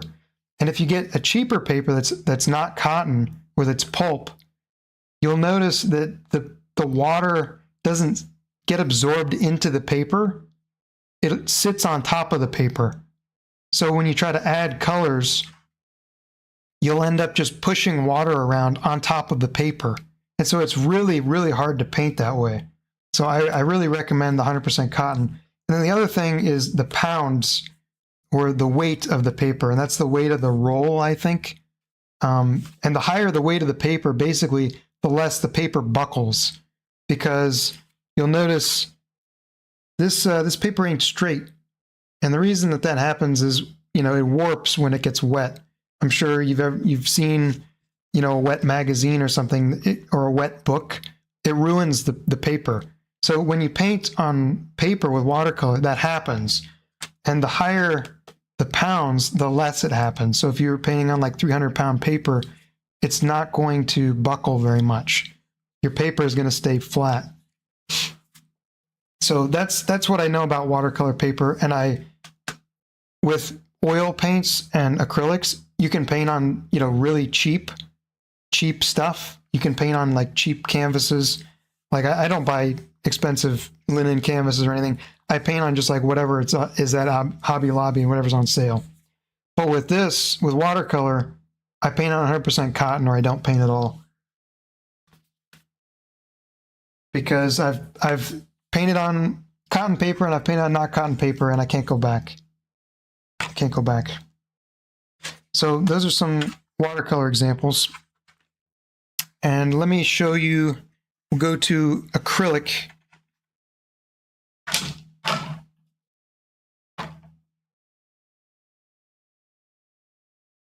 So here's an acrylic painting. And the reason I like acrylic is because you can get a lot of detail just by adding layers. You'll notice that here as well. I've got some kind of broken color things going on. Same thing with the moon. Same thing with this. You can see all of the little details that I added into this tree. See, did I watch a lot of Bob Ross videos before you started your painting or after? Actually, the whole me starting to paint thing was really random. It was really random. And I never watched Bob Ross before I started painting. I just sort of knew he was a thing, and I knew that's where people learned to paint. And I had seen like maybe 1 or 2 Bob Ross videos, and they looked like, he makes it look easy. So, I figured if Bob Ross can do it in 30 minutes, if I take 5 hours to follow along to his video, I can do it too. And I actually have some Bob Ross paintings in this room, and I can show you those. So here's another acrylic painting that I'll show this acrylic painting, and I'll show you the Bob Ross ones I did. So you can create a lot of interesting things with layers in acrylic. Basically, you can add all of this detail just by layers. And the other thing with acrylic is if you don't like something, you can paint over it. With watercolor and with oil, you can't do that. You can't just paint over mistakes. But in acrylic, you can. Like, you can see what I did with this painting is I painted this galaxy, and this galaxy actually is painted down here too. I painted the whole canvas was galaxy, and then I added this silhouette on top of it. I just painted right over it. That's perfectly legal in acrylic painting, and in fact, it's encouraged. And really good acrylic painters can add a lot of crazy texture and stuff with dry brush blending techniques and with adding layers. And so that's why I like acrylic painting, is because it's much easier to fix mistakes in acrylic painting. The hardest one to fix mistakes in is watercolor. And I think oil is a little bit easier than watercolor, but it's still hard to fix mistakes. Acrylic, you can't make a mistake and not fix it. There's no mistake you can make that you can't fix.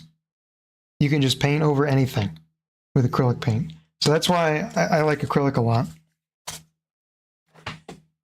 And another thing about acrylic paintings is you can add, and you can do this with oil too, but you can't do this with watercolor or gouache. You can add texture with impasto texture, they say, which is basically, it's 3D. So you can see that the canvas is actually bumpy where you've added a lot of paint. And so you can see on these trees, I've added these highlights on real thick, and there's a lot of texture in this down here and in this here. So that's another thing about acrylic painting that I like, is it's easy to add a lot of texture. And then Another one that's I've kind of just started using this, but this is also acrylic, but this is the Golden Open acrylics that I brought up earlier. So the Golden Open acrylics are really nice because they give you a lot of time to blend colors together. So you can see, like in the sky here, that's all just blended. That's all one layer. I didn't paint layers on that one. That was just, you know, first attempt, basically, first layer. This whole painting was done wet. And so I really am liking Golden Open acrylics because it gives you a lot of the benefits of acrylic paint. You can mix it with acrylic paint so you don't lose any of the benefits of acrylic paint, but it gives you oil-like working time. Oh yeah, you can feel the texture on them, yeah. You can feel where, you know, paint that I added on thick was bumpy, and then you can feel where there's not a lot of paint. Like up here, there's not a lot of paint, but then over here, there's a lot of paint. And then the last one is oil. And oil is a tricky one because I really love the way oil paintings look. You know, just, this is a bad oil painting, mind you, but just the way that everything blends together in oil painting and how it's shiny, I really like. And you can see all of the brush marks. Like you can see the bristles from where I've touched it with the brush. I mean, like right there, you can see the bristles. It's crazy. And so really, really good oil paintings are just absolutely incredible. And so with oils, this is actually still wet. It's still a little bit tacky. And this candle just came off on my finger. So this is still a wet painting. Most of it's dry, but where I put the paint on really thick, I want almost, you can see the tip of the candle where it's like really, really thick paint there. You can see it on the edge too. You see the paint there? Yeah, so there's a lot of texture in an oil painting. And the other thing about the oil paintings is you get all this like blending that goes on. And I just love, I love blending. The way it just looks, just all kinds of beautiful things happen without you really doing anything, a lot like watercolor. But with oil, you have a little bit more control than watercolor because you can add, you know, you can start lights to darks or darks to lights. But basically, I mean, when you paint with any of the different mediums, there's advantages to all of them. And so that's why I kind of have been, you know, I do all of them because if I feel like I want a really detailed painting, then I'll go with an acrylic because I know that I have a lot of opportunities to make mistakes and fix mistakes. But if I want if I want a lot of texture in a painting, like, or if I want a painting that's really simple or that has a lot of blending in it, I'm going to go oil because I can sit down and I can work and push things around.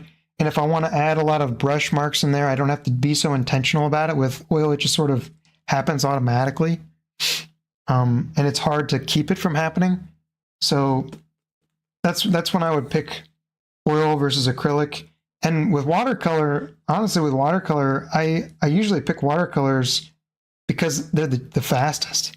I paint the fastest in watercolor because I just tend not to worry about it as much, because with watercolor paintings, when stuff happens, you just can't do anything about it a lot of times. And to me, that's kind of liberating in a sense because it forces me to just kind of go with it. Whereas with an acrylic painting or with digital paintings, and I'll show some, well, let me see if I can, you probably won't be able to see my digital paintings very well.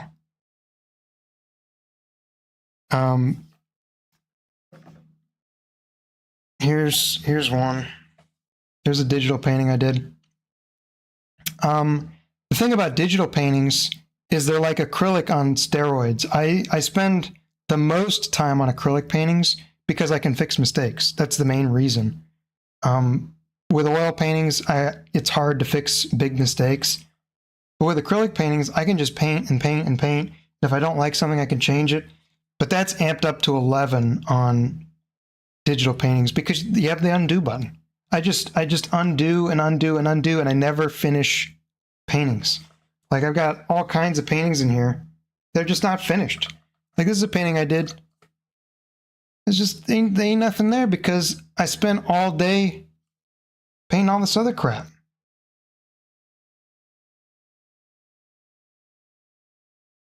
But you asked a good question that I didn't answer. That was which do I recommend for beginners? I don't know. That's a great question, and the reason it's a great question is because I don't know that there's a great answer to it. I think you should find, if you're a person that wants to start painting, find a painting that you like or a painter that you like that, appeals to you, and try to paint like them. So if you see this watercolor painting and you see this oil painting and you're like, man, that oil painting looks boring and dumb, but this watercolor painting looks amazing, try watercolor. But if you're looking at watercolor paintings and you're like, I don't really like watercolor paintings, they're kind of washed out, the colors aren't as vibrant, and, try oil or try acrylic. I would say the only trap that I would say that you can get yourself into is cost. If you want to be a digital painter, for instance, that means you're probably going to have to purchase some expensive software and or an expensive tablet. So my first paintings were digital. Like the camel painting that I've discussed before, that's a digital painting. So, and the reason that I started doing digital paintings is because I had an iPad and I had Procreate. That's why. I just opened it up one day and was like, all right, I'm going to do some paintings on this. That's basically what happened. So that's how I started. Basically, I didn't go out and buy paints until, maybe a month or two after I realized that I could paint and I could make things. So I basically was painting with what I had. So if you're a person that, has a brother or sister that's an artist and, they've got watercolor paints in their house and you really want to try it, have them, ask to borrow them, see if they'll let you borrow them or something like that. And if you really can't choose between any of them, just pick whatever's the cheapest. What I wouldn't do is try, buy your $2,000 easel and your $2,000 Bob Ross brushes and paint set. And, I wouldn't go out and buy the most expensive stuff right off the bat, because then you're going to be scared to use it, for one thing. And the other thing is you're going to, if you hate it, you just, you wasted a bunch of your money. So I would, and one of these days, maybe I'll put together a budget, a budget art set, because, you can paint for very cheap. These are student grade paints, and you can create, reasonably good stuff with not great equipment. When I very first started painting, I bought all the brushes, I bought all the stuff. I thought I was going to be a Bob Ross painter, and I don't use any of that stuff anymore because I found stuff that works better for me. And most of the time when I paint, I use the same brushes. I mean, if I could only have one brush ever, I would probably just pick like a medium-sized filbert brush that was a natural hair filbert brush. And you can do pretty much anything with this brush. Pretty much anything. You don't need to have 100 brushes. You don't need to have a fan brush. You don't need to have a gazillion different kinds of brushes. It's kind of fun, to have different kinds of brushes. And it's kind of interesting to make different marks with different kinds of brushes. And it's fun to try out different kinds of mediums, and it's fun to, try different kinds of colors. But, if you're a beginner starting out, I would try to keep it simple. My advice would be pick a brush, like one brush, and just learn how to use that one brush. Basically, keep your variables to a minimum. If you're changing brushes and changing paint and changing paper and changing, the more you change, the less, you're going to learn. So if it were me, I would pick like one brush and like, one medium, and I would just try to learn that. Okay, what was the other thing I was going to say? Somebody asked a good question. I can't remember what it was. Oh, I was going to show you the Bob Ross paintings. So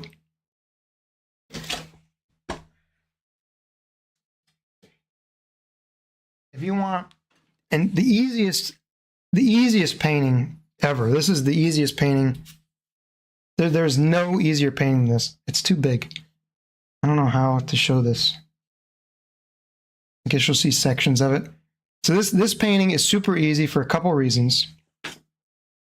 And I'll point you to it. Because if I had to pick like one painting to just say, to figure out if you want to learn how to paint, just try to paint this. If you like the way this looks, try to paint this.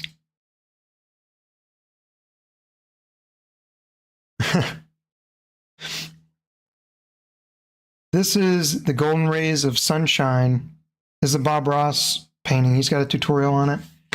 And basically, it's got like 3 steps. You do this background, and all that you do is you take white paint, put it in a paper towel, and you slap the canvas with a paper towel. And that creates all this texture and stuff back there. Then you use a sponge brush and create these trees with a sponge brush. And then I used a sponge, but you can use the paper towels again to create these like bushes. And he'll walk you through it in the Bob Ross tutorials. Basically, if you can paint this, you can paint anything. You just need to figure out if you want to paint or not. And this is basically idiot proof, and you don't need to know anything about color. You don't need to know anything about different kinds of brushes or different kinds of paint. You just take black acrylic paint, white acrylic paint, a sponge brush, and a paper towel, and you can make this. And I guess a liner brush too to make these, but for the most part, you just don't need any tools to make this. So if you're looking to start painting, that's a really good one. But his other painting, Bob Ross's other paintings, are not as easy. And they also require you to buy oil paint. And the last thing I'll say about the different mediums is that the cost is different. Watercolor is the cheapest, then acrylic, then oil paint. So oil paint's going to be the most expensive. And I would definitely not get, like for acrylic paint, don't get get artist grade acrylic paint, and same thing with watercolors. Don't get just junk watercolors. If you're going to be serious about it, make sure you're getting just get student grade art supplies. Don't go and get, you don't need to go and get the master's brand or whatever, the most expensive stuff, but you don't want to be working with cheap stuff either, because, you want to make sure that you're learning with the tools and materials that you're actually going to be using. And so you're not holding yourself back by just having improper equipment, essentially. And I'm sure there's 100 YouTube videos out there that'll tell you what the best stuff to buy is, or, for budgets. But for the main thing, I would say keep it simple. And the last thing is, don't use too many colors. Pick, for for me, I use 5 colors. So I use titanium white, burnt umber, ultramarine blue, cadmium red, or alizarin crimson, either one, and then cadmium yellow or lemon yellow, either one. So you've got the 3 primaries, white and brown. And brown is kind of optional, but definitely helps. And just learn how to mix all the colors with that.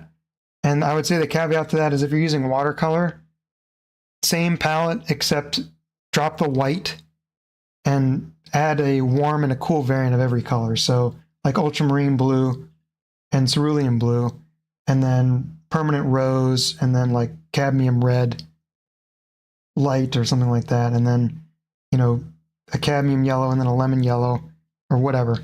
Just basically a warm and a cool version of every color. So this is a cool yellow, warm red, cool blue. It's not, I don't know, blues aren't really warm, but you know what I mean. So that's the advice there. Keep the colors to a minimum, because mixing colors is the hardest part about painting. And the more colors that you add, the more confusing it is. When you only have 3 colors on your palette, it's easy to know what to do next to get it to a certain color. So that'll help simplify it. But yeah, I think I've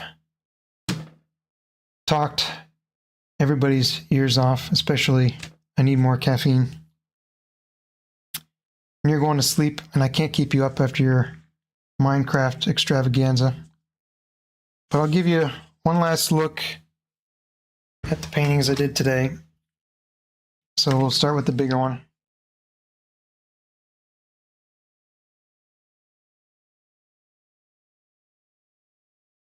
I like this one. This is a good one.